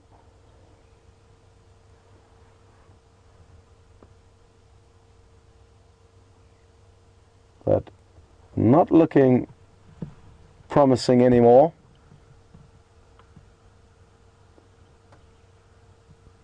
The last time we got to see them reunite, we were actually with his mother, and she came back into the area where she left him, but he had moved off quite a way, and her soft contact calls weren't heard by him, and she actually started letting off loud, rasping calls, which travel further, and eventually, after probably about 45 minutes to an hour of tireless calling, he eventually popped into the scene.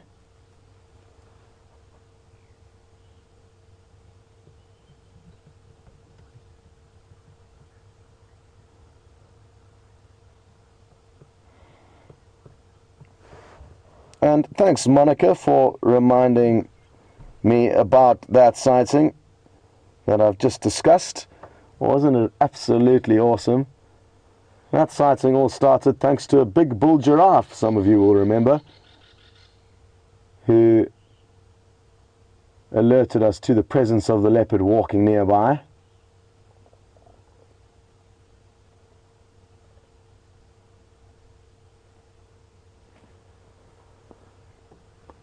There's a very gentle breeze blowing, and it's a beautiful temperature now. It was quite crisp and cold earlier on, but it is turning out to be a beautiful, beautiful day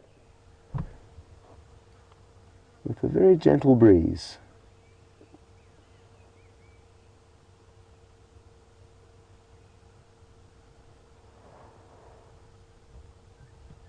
I'm wondering if I can't reposition the vehicle. It looks quite comfortable here, to a spot where we'll get you less obstructions in the way of his face. This is such a pretty scene that we may as well try and make the most of it. Not sure if it is possible, but worth a try.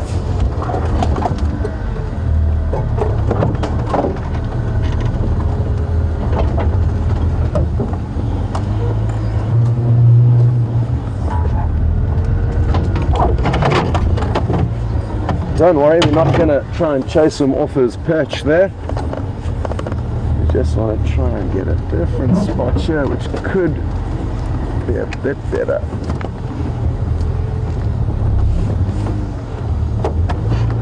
Not much, and I'm putting Brian at such a funny angle there, but let's try this for a while. You okay there, Brian? Yeah. Brian's got his toes curled up, hooked in to make sure he doesn't scuba exit off the back of this vehicle. Still obstructed, but slightly better, and at least a different view for you to enjoy for now.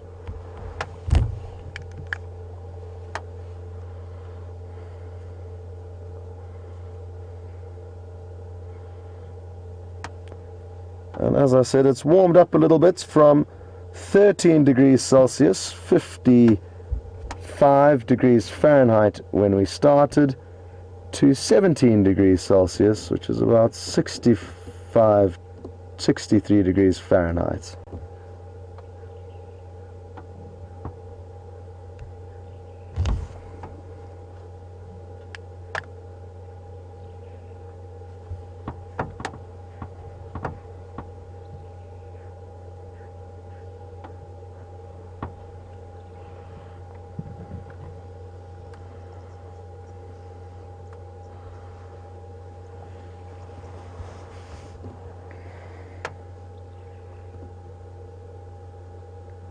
Well, we are quite close to him. I'd probably say from where I'm sitting to where he's lying now is about 5 meters.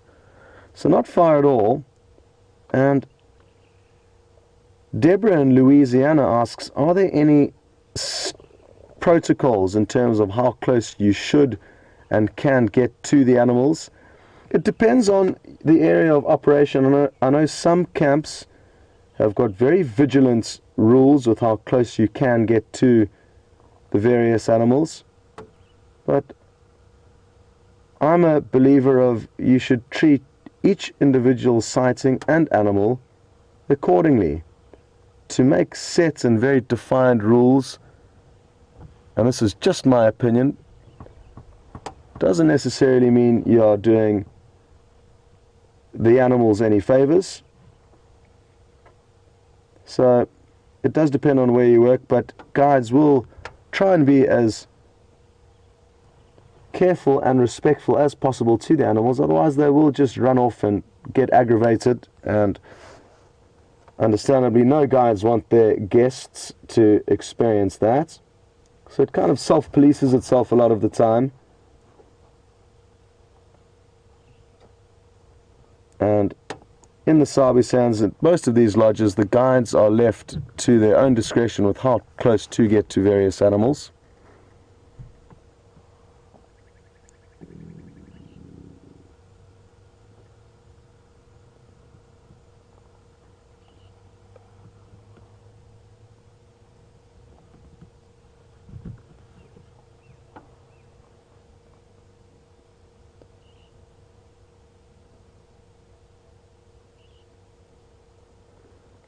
Sindile, what did you hear earlier? What was it that caught your attention? Imagine if he's just playing hard to get and Shadow's not far off calling away and he's just enjoying his time alone. I doubt that's the case, but you never know out here. Really frustrated from the fact that we did have a drag mark of a kill that I'm 99% certain he would have made last night, and it looked like something quite considerable in size. It would have been great to see him with his own decent sized kill. So there are always these little frustrations of unknown and mysteries that we will never be able to solve.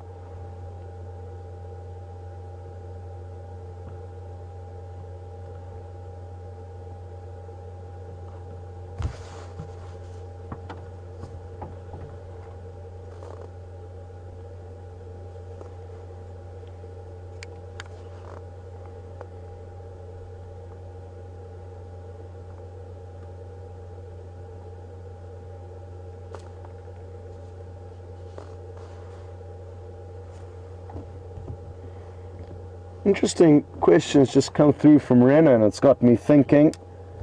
And Renna's asked, would Sindile still respond to a call that's not from his mother?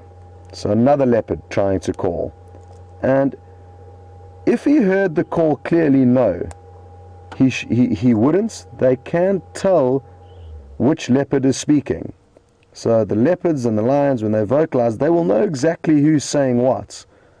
However, if we take this example of what's happened this morning, there could be a scenario where a young leopard like this is left in an area and another female leopard comes back looking for her cubs, and he can very faintly hear her call, and he may therefore respond to it because he can only very faintly hear the contact call and not make out exactly who it is that's speaking to him.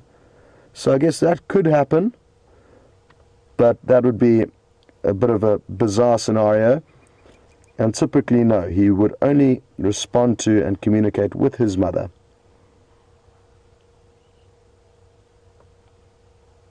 I guess to us all the leopards sound the same, and the leopards probably say the same thing amongst themselves that us humans all sound the same to them.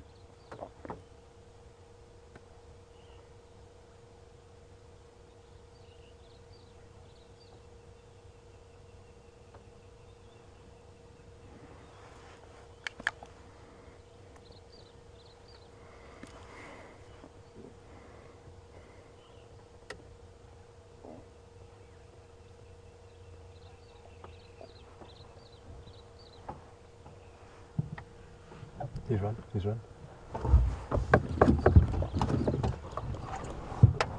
What is going on? Where is he running off to? Oh, he seems very excited. He's running quite a long distance. Hold on, everyone. Put your tea and coffee down or whatever you're holding on to. This might get a little bit bumpy. I don't want to lose him. And I also do want to see what he's rushing off to. All of a sudden, he just started running. And maybe it is his mother that he heard calling earlier. Let's go and see. I do have a visual of him. He's just up ahead. What I'm going to try and do is take the path of least resistance to get to him. But bear in mind, while we are off-roading, we are causing minimal damage to the trees that we drive over, and the ones we do drive over, we know can just pop up. He's still running ahead of us. What is it? I think it could be his mom. I think we're in luck. He's come quite a distance now, and like I say, maybe it is finally his mother that he will reunite with. Wouldn't that be an incredible thing to share with all of you?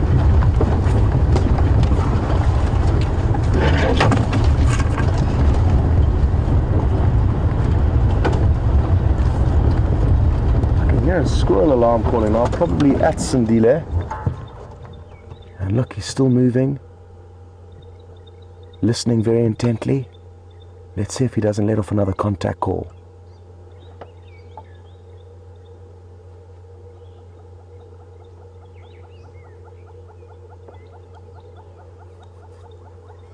Just like that, with no warning, he got up and ran off the termite mound. And that's why it's so important to invest time with these animals, even when they appear sleepy with nothing happening. You can never be quite sure what is going to happen next, and that's a perfect example of that. He slowed down his pace a little bit. Initially he was literally bounding off in this direction.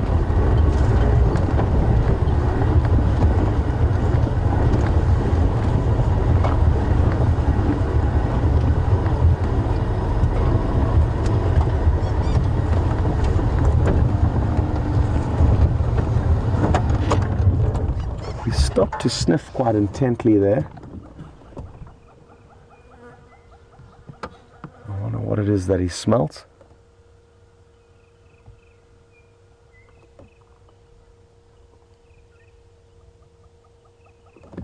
Still no contact calls from him, which is interesting. So it feels like there's something worth investigating here, but the fact that he hasn't let off a contact call is strange, because once they hear one another, they'll continue to contact until they see one another, and then they no longer need to communicate via their vocalizations. They can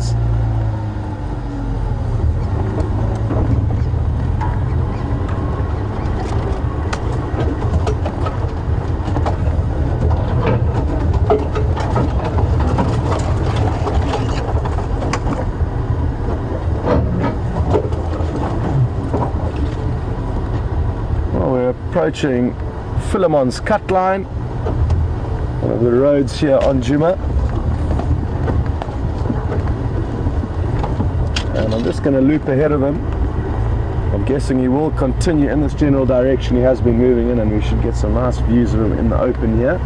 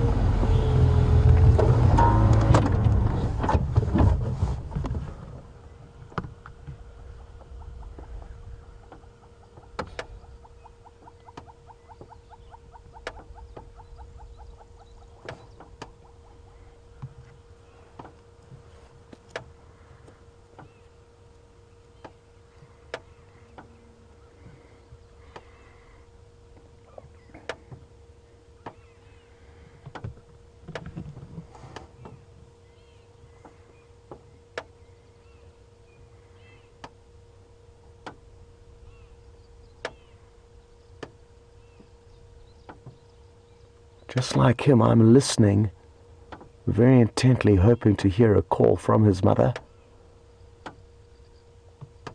But other than the birds, all seems quiet for now.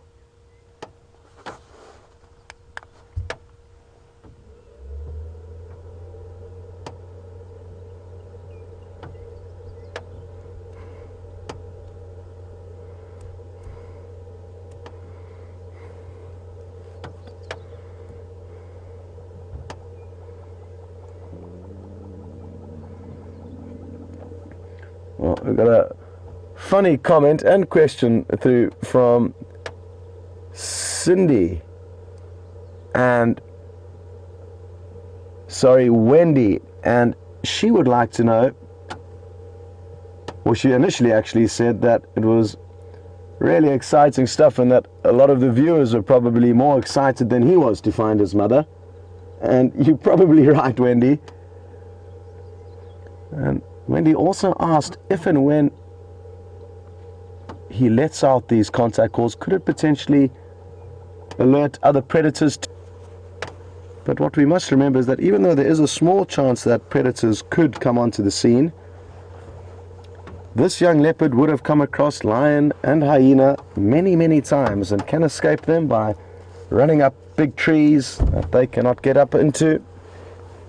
So we shouldn't be too worried about him. He's young, but he's a big boy now. And if he was only a few months old, that would be a very different scenario, because at that age they are still very vulnerable and haven't learnt as many lessons as he would have by his age now.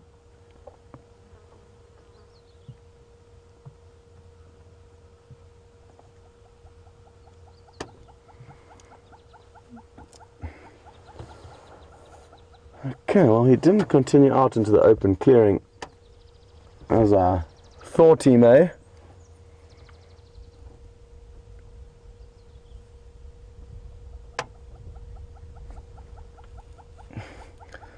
Another thing that Wendy asked was whether I think he has any emotion and whether he misses his mother. I guess to a degree, but I think he probably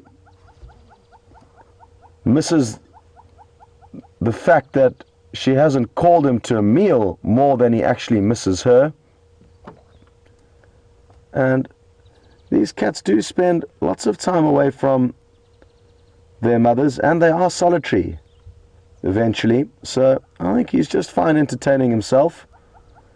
And now that he has been moving around for a while, considering he has been away from his mother for so long, I'm almost certain he got a decent meal. I'm guessing whatever he killed last night of a substantial size was stolen by a hyena, but he's certainly not looking in bad shape, and his belly looks more full-bellied than his mother's did when I saw her a couple of days ago. Let's see what he goes and does on those logs. I'm just going to reposition because he may jump up onto that network of fallen down branches.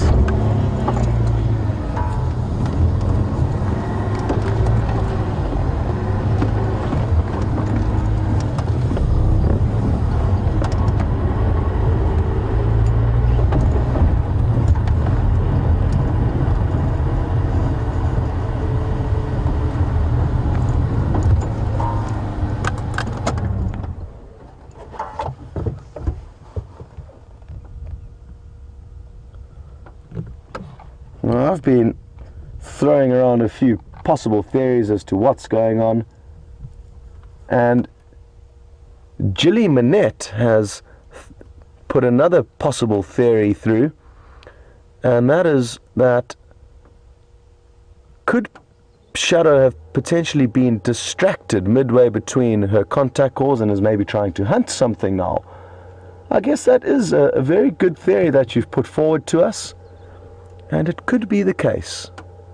It certainly could. Who knows? Maybe she let off a few contact calls and then an impala appeared in front of her and she's now trying to catch it. Wouldn't that be great if... Hello, boy. How are you doing? Where's your mum?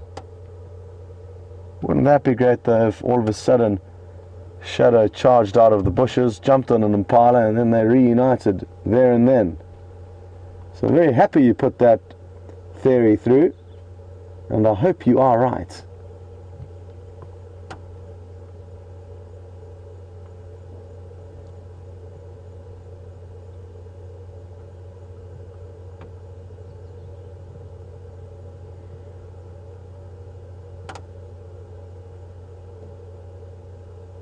They are just such incredibly beautiful animals, these leopard.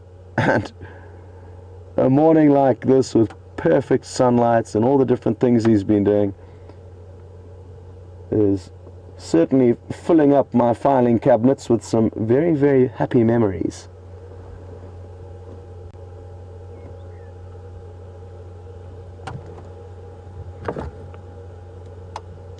Okay, well, we're probably going to go now. I think we've spent enough time with him, so we are... No, I'm only joking. We're not going to go anywhere. We're just going to reposition and continue following him. We are hugely lucky, both us as the presenters and guides and you as the viewers, with the way that we can guide due to the Safari Live experience, because it's an ongoing, never-ending safari. We aren't forced to race between sightings like a lot of the guides will have to do with their guests who may only be here for 3 days, and during a 3-day stay, understandably, people want to see all the different animals, whereas we are different in that we've got infinite amounts of safaris ahead of us, and therefore we can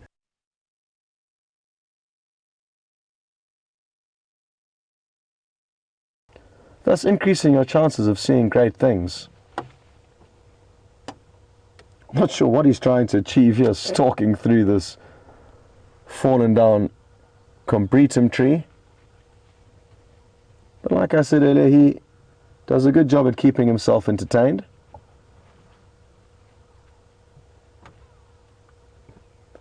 Another thing that we have to remember is that there's also 2 vehicles, whereas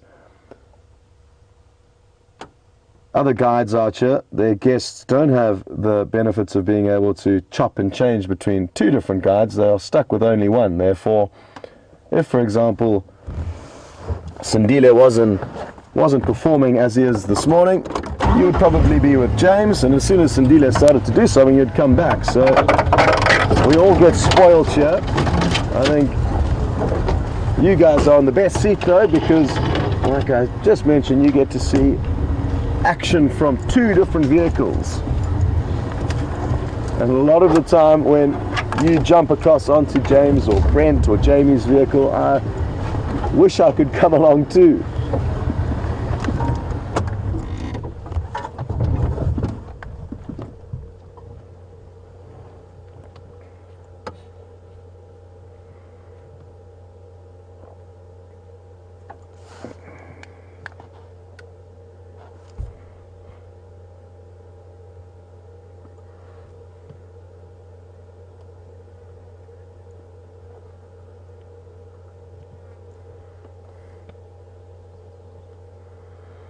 Well, Stephanie, Monica, Anna Marie, and Sophie may have just tuned in more recently, and sorry, not Sophie, Christy may have tuned in more recently and are wondering what I think about his hunger levels. And to me, he certainly does look fairly hungry, but his belly is by no means completely empty, and we did find some drag marks. It looked like he made a kill of a considerable size, maybe a steenbuck or a duiker, something fairly large that when he walked across a road with it in his mouth, it was dangling and touching the road. So not a little mongoose or a francolin, which would be suspended in the air, but something a bit bigger than that. And one of the viewers actually spotted a little bit of blood above his right eye, and if we get another close view of him, take a closer look at that, more signs of him having fed on something at least to keep him going. But I certainly don't think his hunger levels are anything for us to worry about.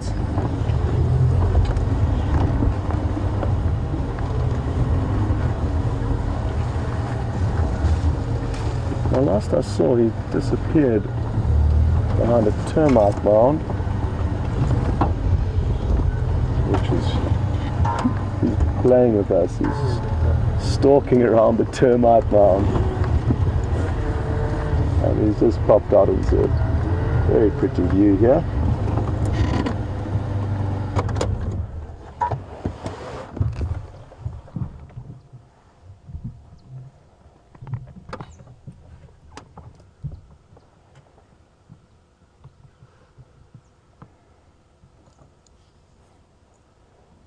Beautiful.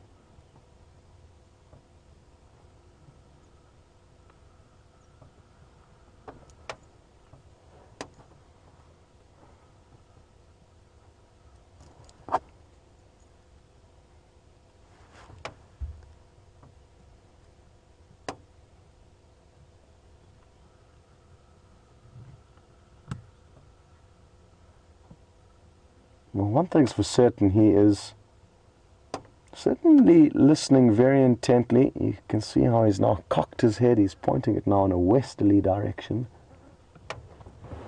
And are we going to see another contact call?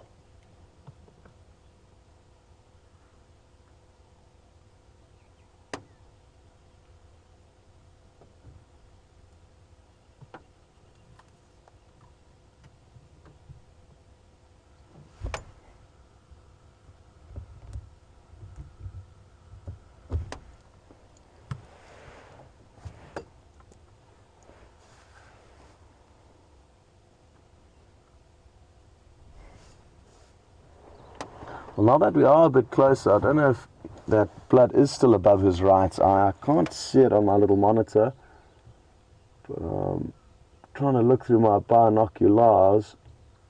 I can't clearly see it, but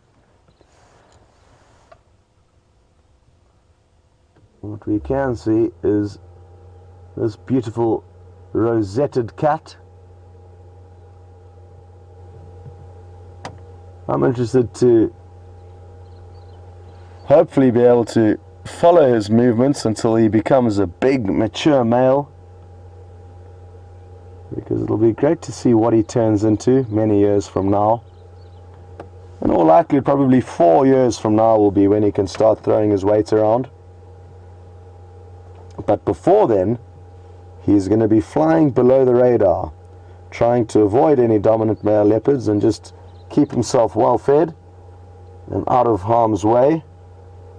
And only from, like I say, about 5 years of age will they start to compete for their own territory and start interacting with other dominant males. What may happen is his little pink nose that we can see could become black in color, so that is one change that we could expect. There's no guarantee that it will go that way, but a lot of leopards' noses will become darker as they get older.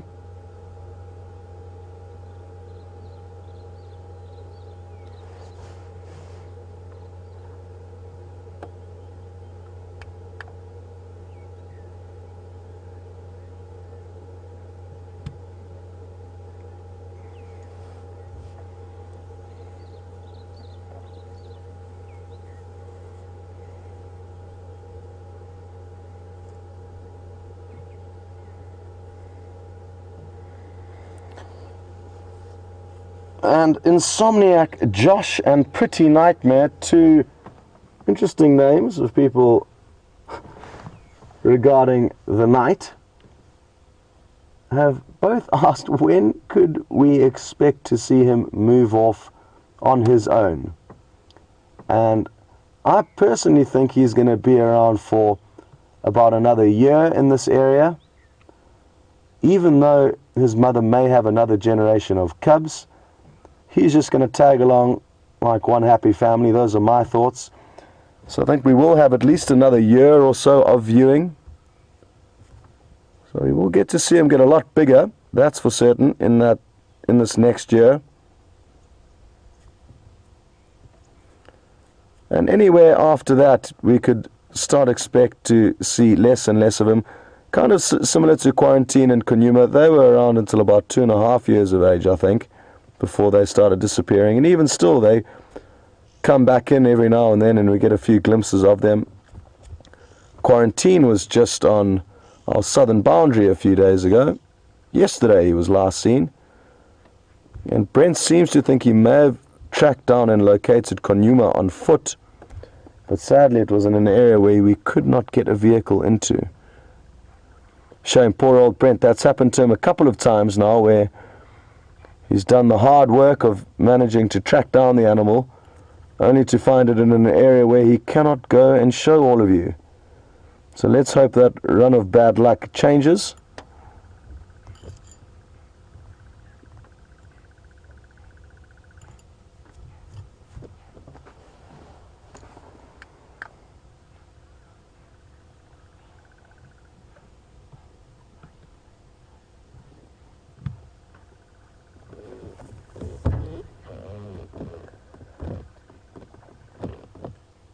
And Donna is now asking whether Sindile is anywhere near where quarantine male leopard was last seen yesterday morning with his kudu kill. And sadly that wasn't seen by you, the viewers, so I must just clarify that. James was out there on tracking team, and he drove past, did see a brief glimpse of him, and then by the time I got there, there was no further sign of him. But Donna, we are nowhere near that kill. It's probably about 2.5 miles away from us. But a similar looking area, so if you were making that call on the terrain and scenery around here, I do agree with you, it's a very similar looking area.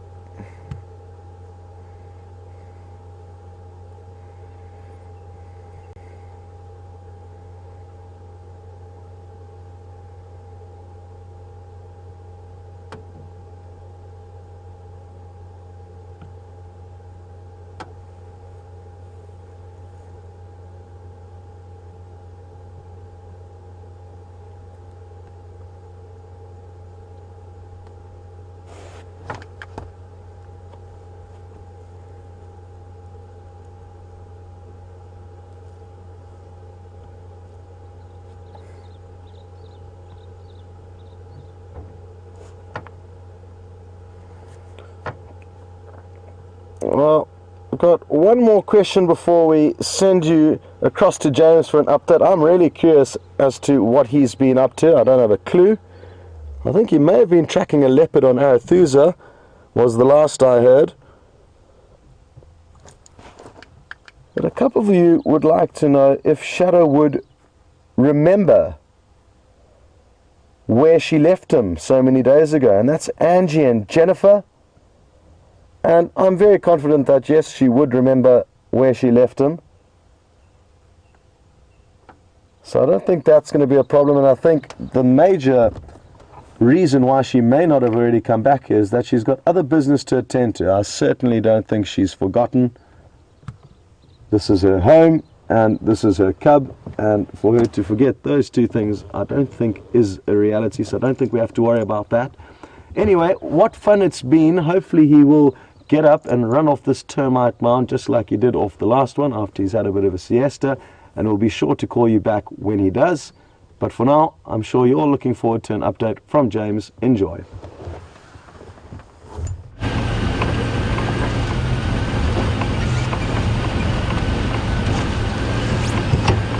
Hello everybody, welcome back to Jiga. You find us very frustrated here on Arethusa. We found some male leopard tracks heading into this block from the other side there, but Andrew and I cannot find them coming out of the block, which is a good thing, except that I think it looked like the male was marking territory, which means that he was walking in a dead straight line, not the sort of weaving that happens with hunting. And so I would expect him to have popped out of this block, but he hasn't. So maybe he is still in the block just behind us. Anyway, we're going to continue the search for the next little while and see what we come up with. I believe you've been having a marvelous time with Sindile, which is excellent. He is fast becoming my favorite friend that we find here on our Juma and Arethusa paradises. And I do wonder where his mother is. We did have tracks of a female leopard as well in this area, but I know that she was around here about 2 or 3 days ago, and the tracks didn't look very fresh. So I think she's further north of here right now. The male tracks that we had were big, very big. And perhaps, I don't know, I mean maybe some of you have got an update, but we don't have radio communications. Perhaps it is the Anderson male. They look a bit big to be Tingana. I might be wrong, but perhaps these are the Anderson male's tracks. The morning has it's remained quite cloudy actually, which is quite interesting, and it doesn't look very cloudy, but the sun has not sort of come out and started to warm us up too much. Andrew is still dressed like he's about to rob a bank, because the temperature hasn't really sort of got off the ground yet. And I'm driving at this sort of frustratingly slow pace, because I don't want to miss any tracks going across the road. I don't think he's this way. I'm going to turn around again. Maybe he's watching us from the block. I shudder to think how many leopards I have walked or driven past, watched me go thinking, what a Charlie.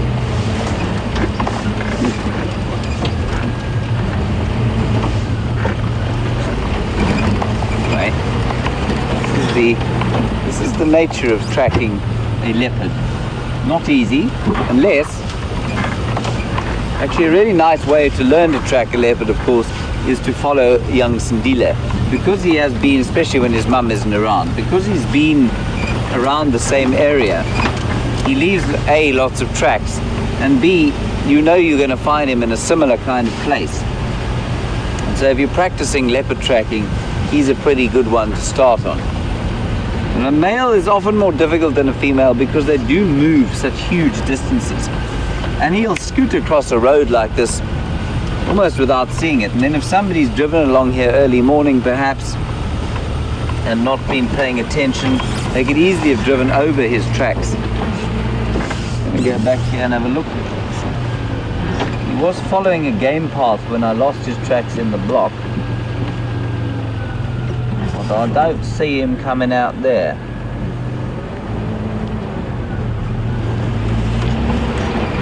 Right.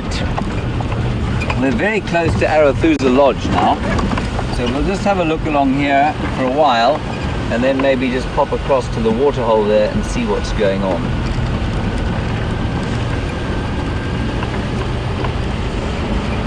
Andrew, do shout if you see a leopard. Will do. You will. Well, don't shout, just sort of whisper it gently.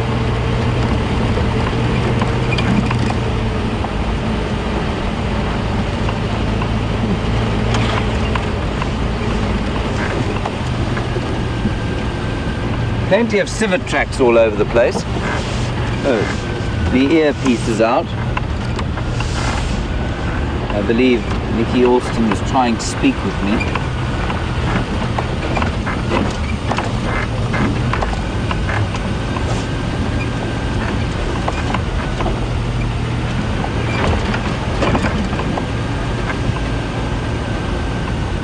While we're looking for the leopard tracks, Anna Marie, Lily, Ellen, Lee and John, you'd like to know how Andrew's head is.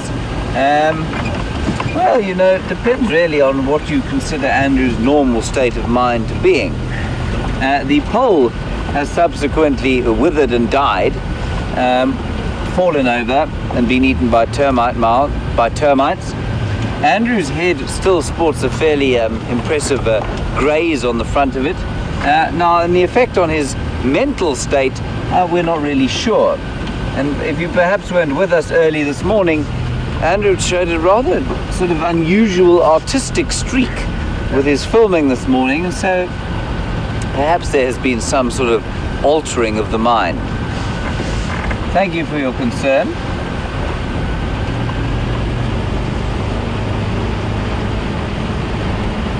But I don't think there was anything too serious in the bashing. Hey, Andrew? Ah, all's good. All is good.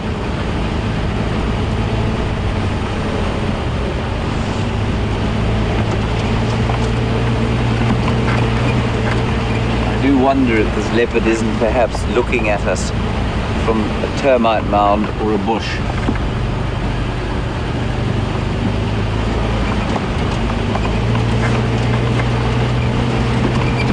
We're quite near to the Arathusa airstrip, which is now sporting a tarmac strip.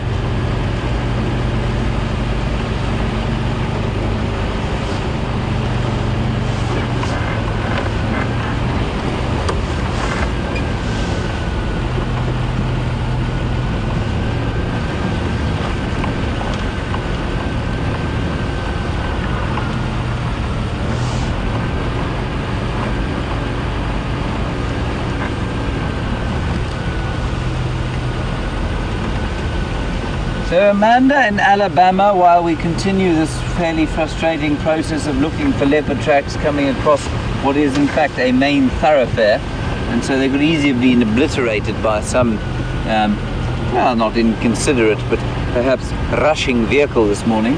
Amanda, in Alabama, deep south, you'd like to know about snakes, and it is a question that comes up often, and especially in the wake of seeing that honey badger and trying to postulate what had happened to him. Amanda, snakes do come out at this time of year, especially as it's starting to get a bit warmer, and what that honey badger will do, they will eat snakes, and they will also scrabble in the kinds of places where snakes like to not hibernate but estivate, where they like to rest up when it's cold, and that's in termite mounds. So it's quite possible that honey badger disturbed a whole lot of snakes while it was digging, or not a whole lot of snakes, but disturbed a snake while digging in the termite mound.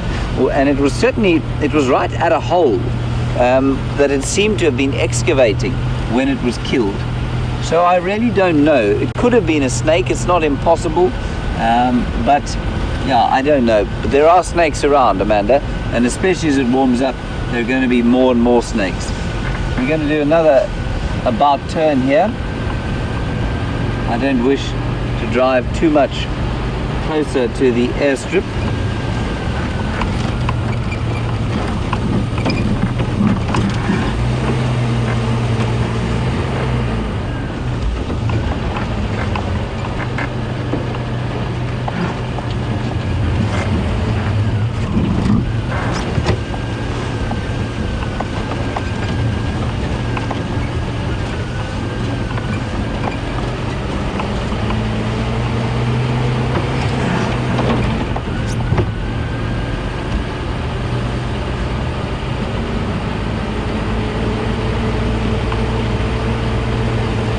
Continuing the honey badger discussion, interesting Patty's observation that we saw some a few days ago in the middle of the day, two adults running next to each other, quite far from where we saw the dead one today.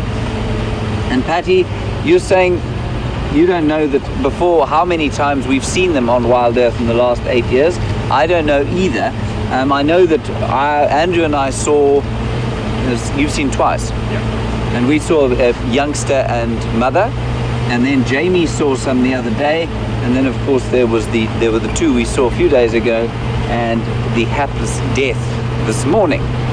Perhaps you can let us know, prior to this sort of period, what we shall term the modern era, prior to that, how often have honey badgers been seen? Like I say, we see their tracks fairly often. I think the population's fairly healthy, but they are principally nocturnal, so that's why we don't see them very often during the day.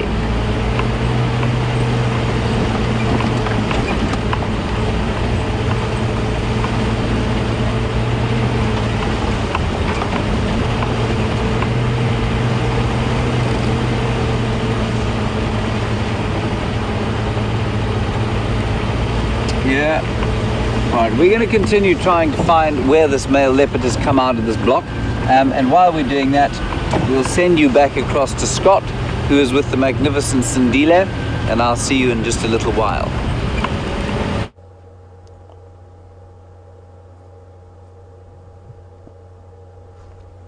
Welcome back, everyone,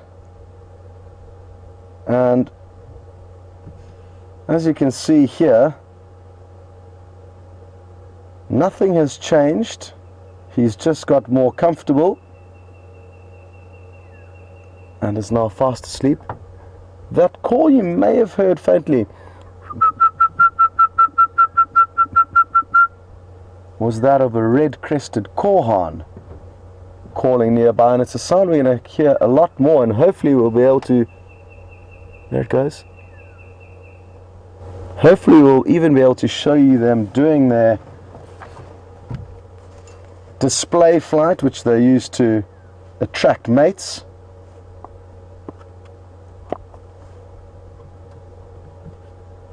And that will be one call amongst many that we begin to hear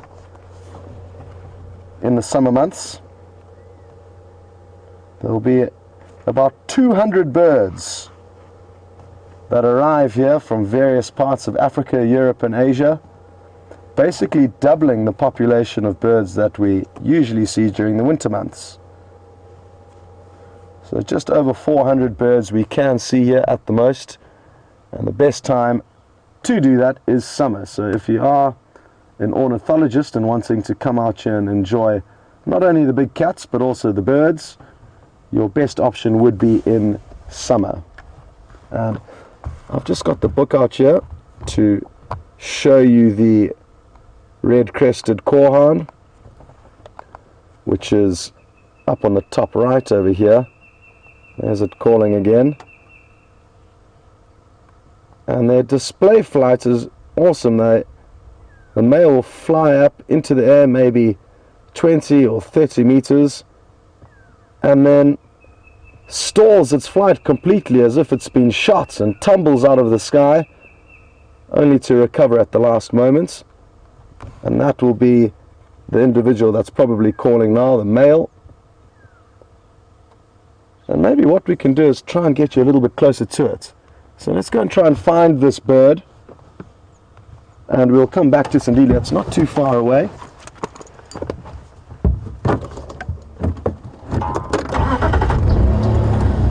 And you can actually excite the birds by doing their call, and that way stimulate them to do their display flight. So we might do that, but we don't want to confuse the bird too much as to what's going on. So they're always on the ground. So that's where we need to be looking for it, and it sounded like it was coming from somewhere up ahead here. So I just want to get a little bit closer. Hopefully we'll be able to find it. I think it wasn't too long ago that Sandile was actually stalking one of these birds around a termite mound.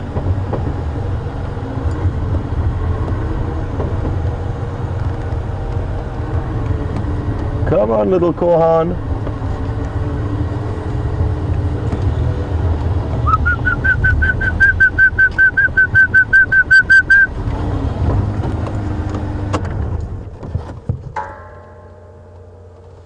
Now that we're a little bit closer, if it calls again, we'll hopefully be able to pinpoint where it is.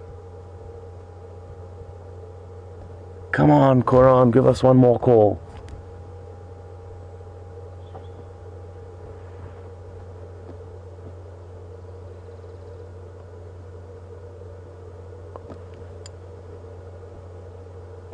So it's a little bit cloudy. It's interesting weather. There's a few little white puffy clouds, which is going to keep us nice and cool today, at least for the time being. A fine layer of haze, you could say, up to the west, sorry, to the east. And it is a very hazy time of year because it's dry and dusty, which makes for some wonderful, wonderful sunsets and sunrises. You can see there that haze I'm talking about. Sandile still is up on the termite mound, so we don't have to rush back to him just yet, and I really would like to try and find this bird. And that way we can see it and hear it at the same time. I don't think we are deep enough into their breeding season to expect a display just yet, but as I said, their calls will continue to increase with intensity and number, and eventually we will be able to capture one of them doing that crazy display for you. But I don't think it's going to happen today, so we'll abandon that little plan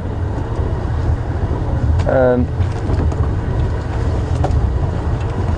just notice now Sandile has repositioned himself on the same termite mound,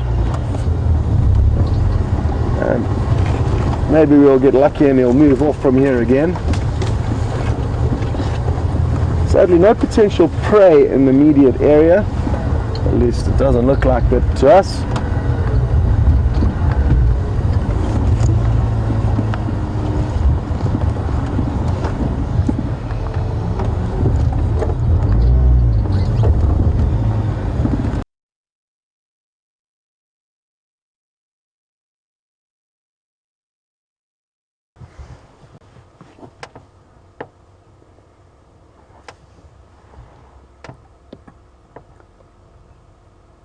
Now, as Brian zooms in onto Sindile's head and ears, it'll be a good opportunity for us to answer a question from Abby. And she's asked, what are those small little holes or flaps on the side of his ears?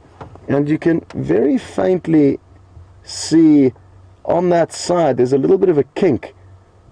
And if he was facing us, it looks almost like a hole in the side of his ear.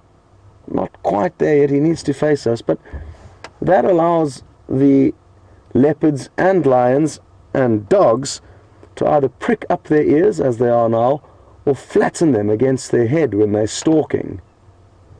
So it could almost be described as a bit of a hinge, which allows the ear to be able to move, as we can see it moving now. So that'll explain that little hole or flap.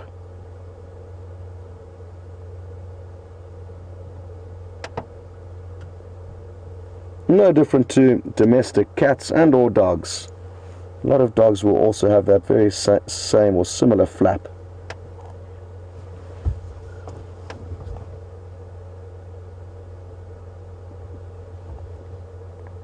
I'm not convinced on how much longer he can stay in this position for, so I think he may maneuver again shortly. I don't think it may be comfortable for a short period of time, but his back legs are facing to the left and his front are facing to the right, so he's kind of twisted his body into two different directions.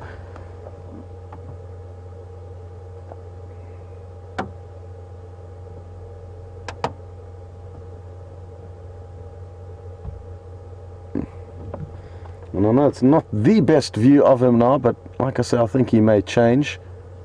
And even if we were to drive around onto the other side of the termite mound, there's so much grass in front of his face, I don't think we would get much of a view from there.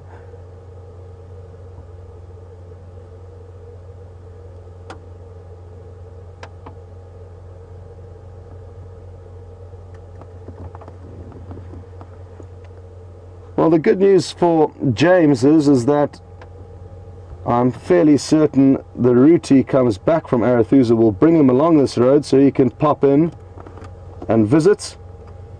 And I believe he's been telling you that Sindile is fast becoming his new best friend out here. It has taken James a while to make friends, but at least finally he has decided that Sindile will be his best friend. And at least they will be able to see one another this morning on his way back.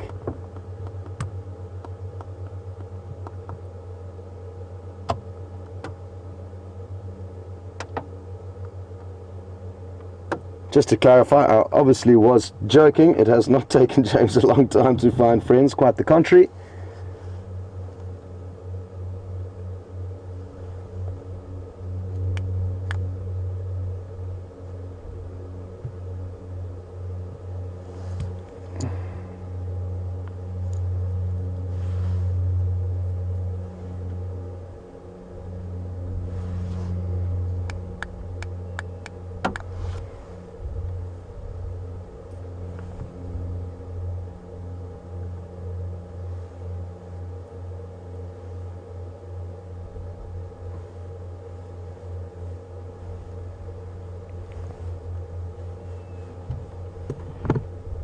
I'd love to know how much time a leopard spends on average cleaning itself every day. And obviously it will vary from day to day, but I'd almost be willing to take a guess in that probably at least about an hour a day they'll spend grooming. maybe that's a bit much, but quite often before they get up and moving, they will groom themselves. So that's also a good indicator for us that he may be planning on heading off again, and he's just making himself look pretty before he does so.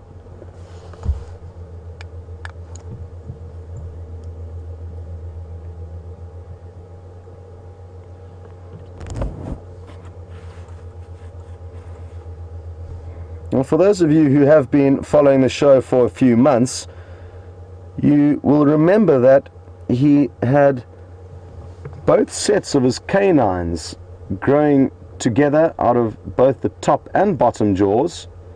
So it looked like he had these extra teeth, and Georgianne in Illinois is asking whether those canines are still there or whether they've fallen out. And they have fallen out. Brian says it was quite some time ago, maybe a month or longer. A couple of weeks. Yeah, a couple of weeks to a month ago. Brian noticed that he has in fact lost those initial sets of canines, and now he has got only his adult pairs remaining.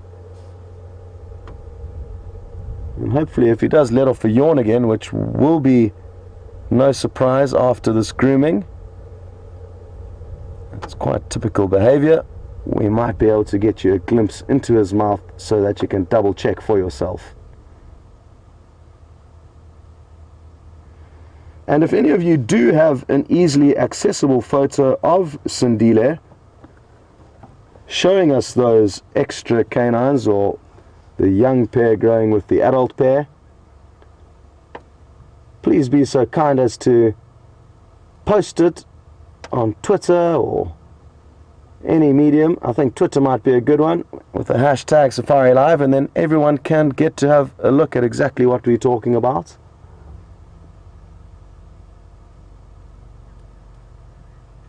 And Abby, you'll be able to see those little folds and creases, and not ideal because there's some grass in the way, but you can see how the ear is kind of hinging on those points as they flatten when he licks. Oh, he's clicked them forward, so I think that will give you a better idea of what we were talking about earlier.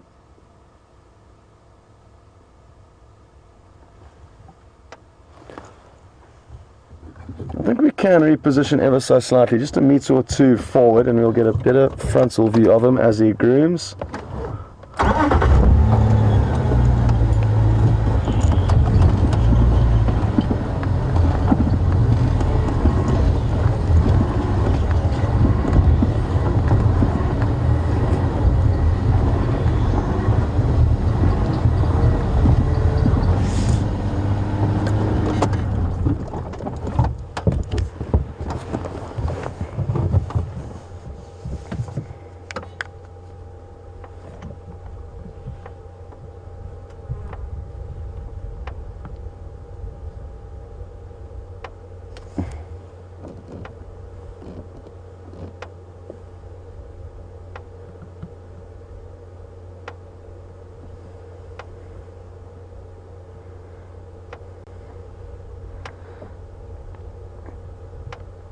We've got a question through from Heather asking if I've ever felt a leopard, and if I have, how does it feel compared to the coat or fur of a lion?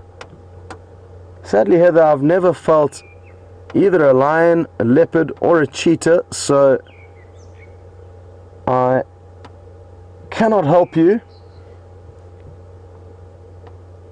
But I think a leopard's coat does look slightly softer and ever so slightly furrier than a lion. But that could just be an optical illusion because of the very different colorations on the coats.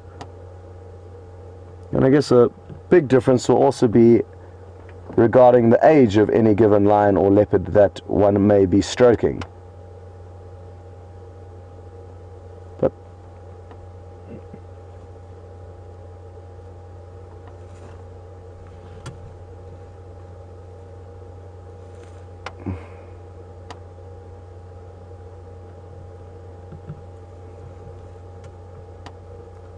And Brian and I were just talking earlier of how wonderful it would be just for a minute or two to be able to play rough and tumble with Sindile. It's obviously a very selfish thought because they are wild animals and we must remember that, and I feel strongly that wild animals belong in the wild. That's where they're most happy.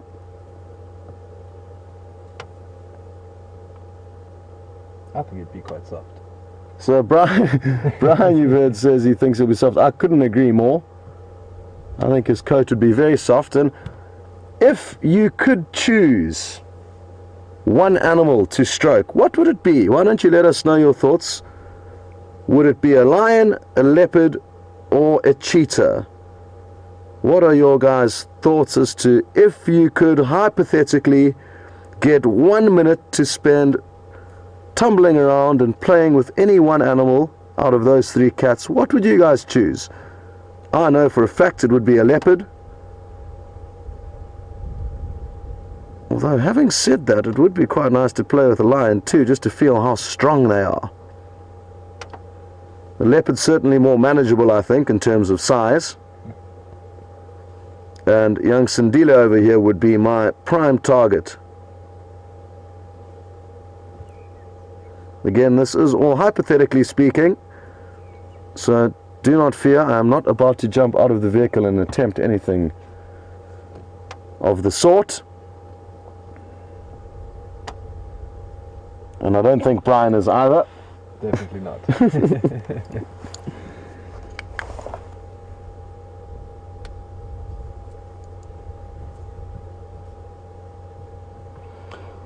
Well, I must say a very, very big thank you to Arcadia for sending through a picture of Sindile's double canine that we can now share with you.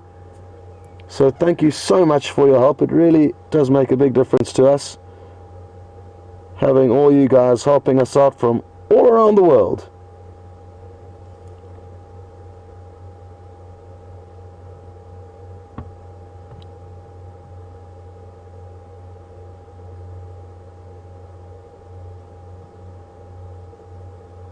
And it's important that I remind you that if ever you do come out on safari to Djuma or Arathusa or the surrounding camps, please make sure you let us know so that we can organize to visit and meet one another, and you get to see a little bit about how our operation runs on the ground here.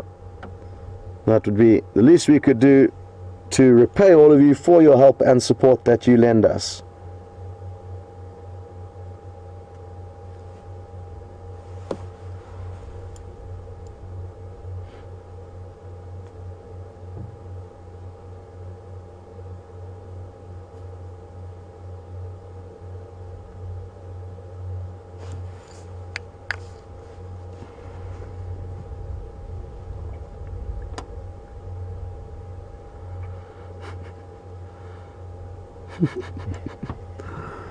Well, got a funny comment through from Arcadia, who we've just been chatting to, and they mentioned that they are going to be selfish, or she's going to be selfish, and wants 2 minutes, not just one, with the leopard. So you're changing the rules here a little bit, but that's fine. And 1 minute with a male lion. And she specifically said she wanted it to be with this 1-year-old leopard cub. And I'm told Christy also has chosen leopard as her one animal that she would like to pet or play with.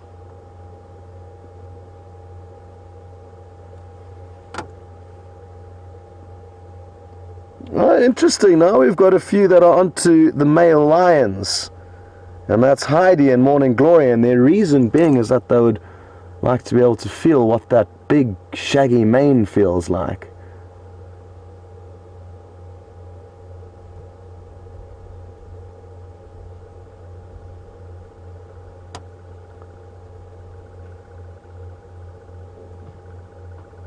Now Sindile is just rubbing it in now, saying, "Ah, wouldn't you like to be scratching my chin?"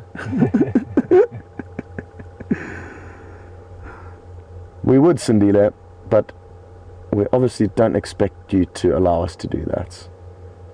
And merely the fact that he is so comfortable with us, so close to him, is more than we can ask. It's ridiculous how relaxed he is with our vehicle. And for me to be this close to a wild animal, getting such great views of him, will be a far better and more memorable experience than ever playing with one that is in captivity. Again, that is just my opinion, but I could think of nothing better than exactly what we're doing right now, sitting just meters away from him.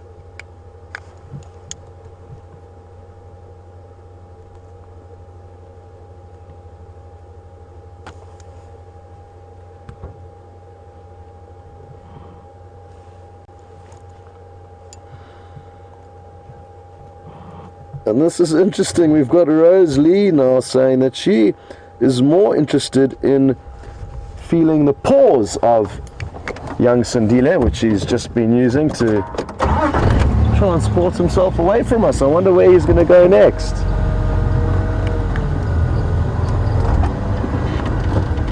He's still behind us.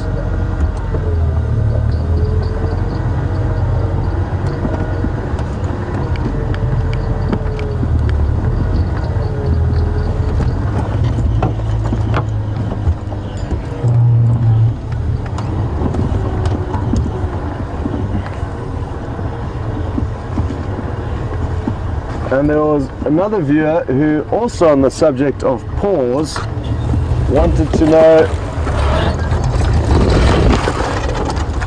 what it would feel like, or actually to compare his hands or her hands to the size of a male lion.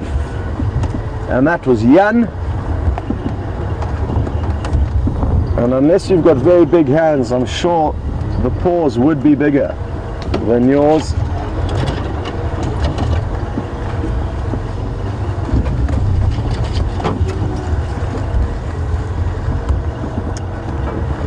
Where are you off to now, Sandile? It's just off to the left of our vehicle there.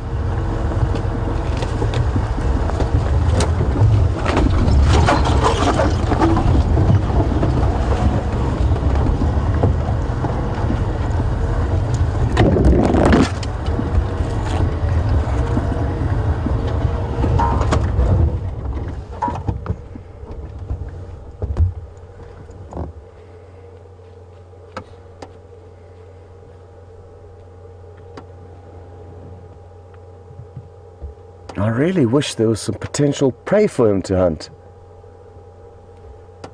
Not because I'm concerned about his hunger, but more for the joy of watching him leap and bound after something.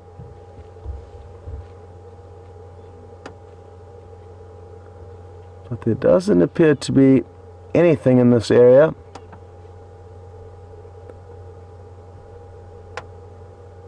That could though change at any moment, as I'm sure a lot of you are aware. But if you are new to the Safari Live experience, I must reiterate that we never know exactly what may happen, and we very often get pleasantly surprised, especially in scenarios like this where I have said that there's nothing around and therefore jinxed it, and he's probably going to prove me wrong shortly. As he stands still, it's incredible how well he blends in.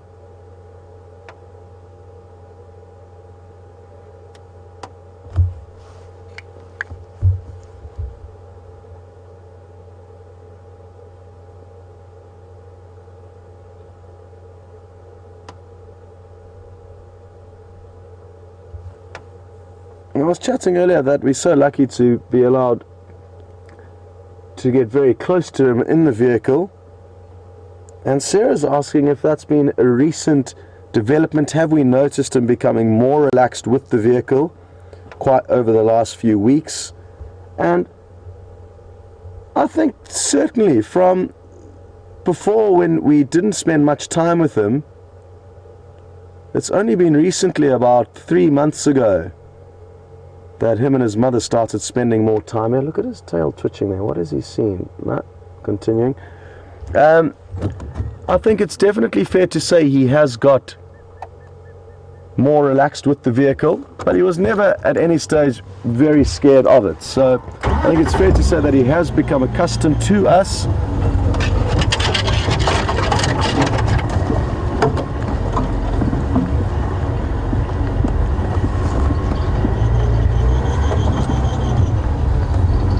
Well, while we loop ahead of him, we're going to send you back to James to see what he's up to, and we'll call you once we've got another good view.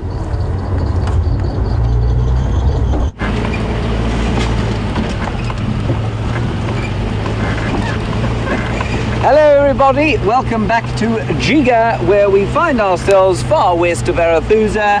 Nothing but Combretum herreroense, the odd leafless knobthorn, and not much else to say for our morning. The leopard eluded us. Andrew is very ravenously hungry apparently. I've told him to shut up and stop complaining, but so we are carrying on in our quest. I did have a brief report on the very squelchy radio that they were following a male leopard on Arethusa somewhere else around here. I suspect quite strongly the same one. I'm just looking on the road here. There's tracks of hyena. And so not much luck on the leopard front. Andrew, there's a female leopard there, look. Is that female tracks? Or is it hyena? Hyena tracks. It's quite advantageous having a cameraman who's not a complete gimp in the bush.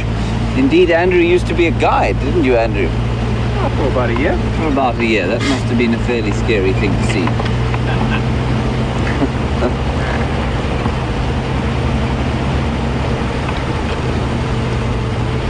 Anyway, so we're basically just bumbling now.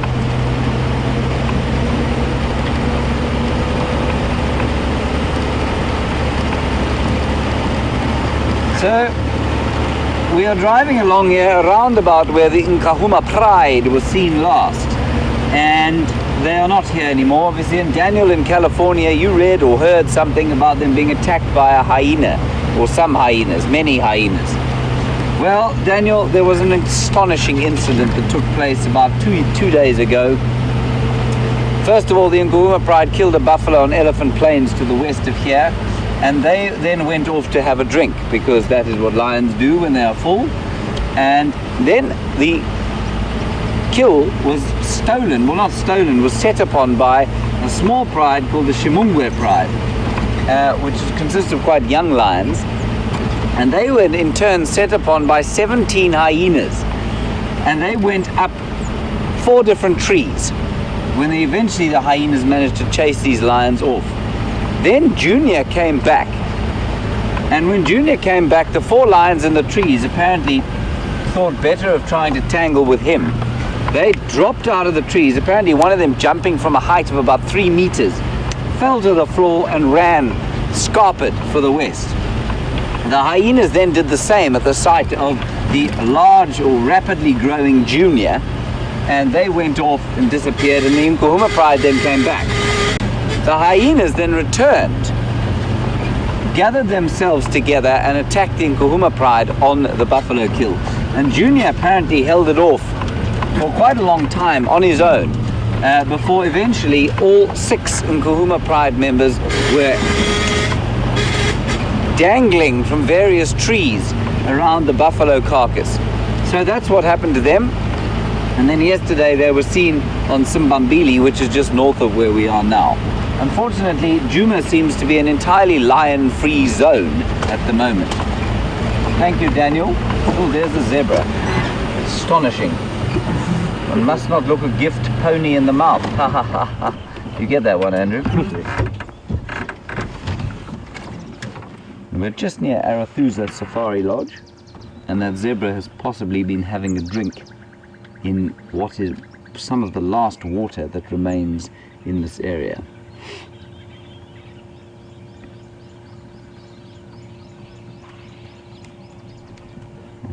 Very short little tail that one's got. Quite an old one, I think. Clicking joints. And you can see the mane, I don't know if you can see that, the mane is slowly, seemingly starting to fall over. And that's not a very good sign in terms of health of zebras. There is another one just through here. We just might wait and see if it comes. Is it coming, Andrew? There it is. Look at that. Now it's quite interesting. The one in front there, the mane was starting to fall over. This one, the mane is standing up. Now falling over mane, like I said yesterday, is a sign that health is starting to wane. And I suspect it's probably nutritional health, and much longer tail on that one too, and probably age. And the first one that went past is certainly not in quite as good a nick as that one there, which looks to be in the flush of youth in his prime, a bit like Andrew, but for the embarrassing welt on the front of his head, of course. Right, let us carry on gently. We're going to drive past the dam at Arathusa, and we'll see if anything's there, and then we'll head for home. Rodriguez's battery is mercifully recharged and functioning at optimal.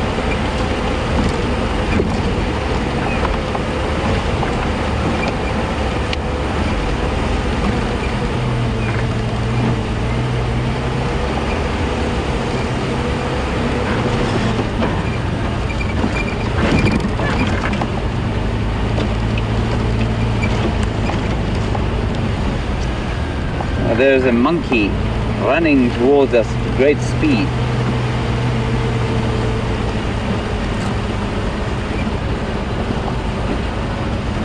Well, thank you for X-Ranger, who says I should take the sounds that these Land Rovers make and turn them into a song. I think it would be a fairly unattractive song, to be honest, but I shall, I'll give it some thought. Right, we're going to stop here and say goodbye to you. There are some hippopotami over here in this waterhole. It's been a quiet morning, but the most stunning dawn I suspect I've ever seen, with the golden orb of the African sun rising through a honey-coloured mist with some marabou storks feeding in the foreground, and that was the sort of highlight of my morning. So a big thank you to Andrew on camera today. He's disrobed, taken off his balaclava, and he no longer looks like he's about to engage in some form of criminal activity. And obviously a big thanks to Tara and Nikki in the final control room for feeding through your wonderful question, and a huge thanks to all of the comments and questions from all of you.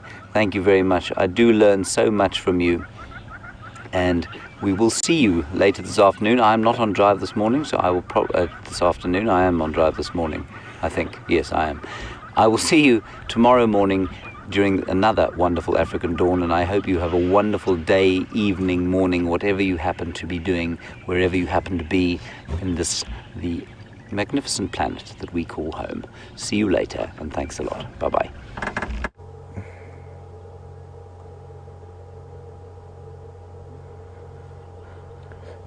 Welcome back, and by the time we had got into position here, Sindile was already lying down in the shade of a small guarri bush. It looks like a Natal guarri bush that he's seeking refuge under, and it's the guarris that are the major source of green at this time of the year. Most other trees have lost their leaves or they've been eaten, but the magic and Natal guarris have got very, very acidic leaves that are not tasty at all, thankfully, because it's now providing Sandile with some shade and a refuge from the sun. It's going to get a lot hotter today, probably up to 25 degrees Celsius, and I'm guessing he's probably not going to move too far in the course of the day.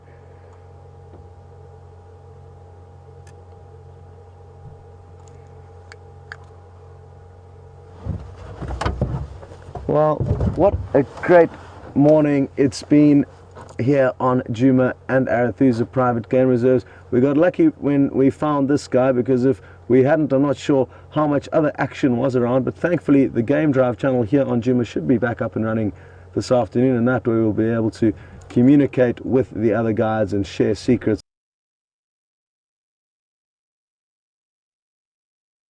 and info along the way. And also thanks for sending through some funny thoughts about hypothetically deciding which animal you would like to pet if you could have the choice to. I think some people got onto elephants in the end, so they strayed a bit from the cats, but no problem, and thanks for letting us know all your thoughts. Thanks Brian, good job, and thanks to Nikki and Tara for directing the show. We're going to leave you for the last minute with Sleepy Sandile. Have a great day or night depending where in the world you are, and be sure to tune in to the Sunset Safari. It's going to be Brent and myself heading out in search of any action.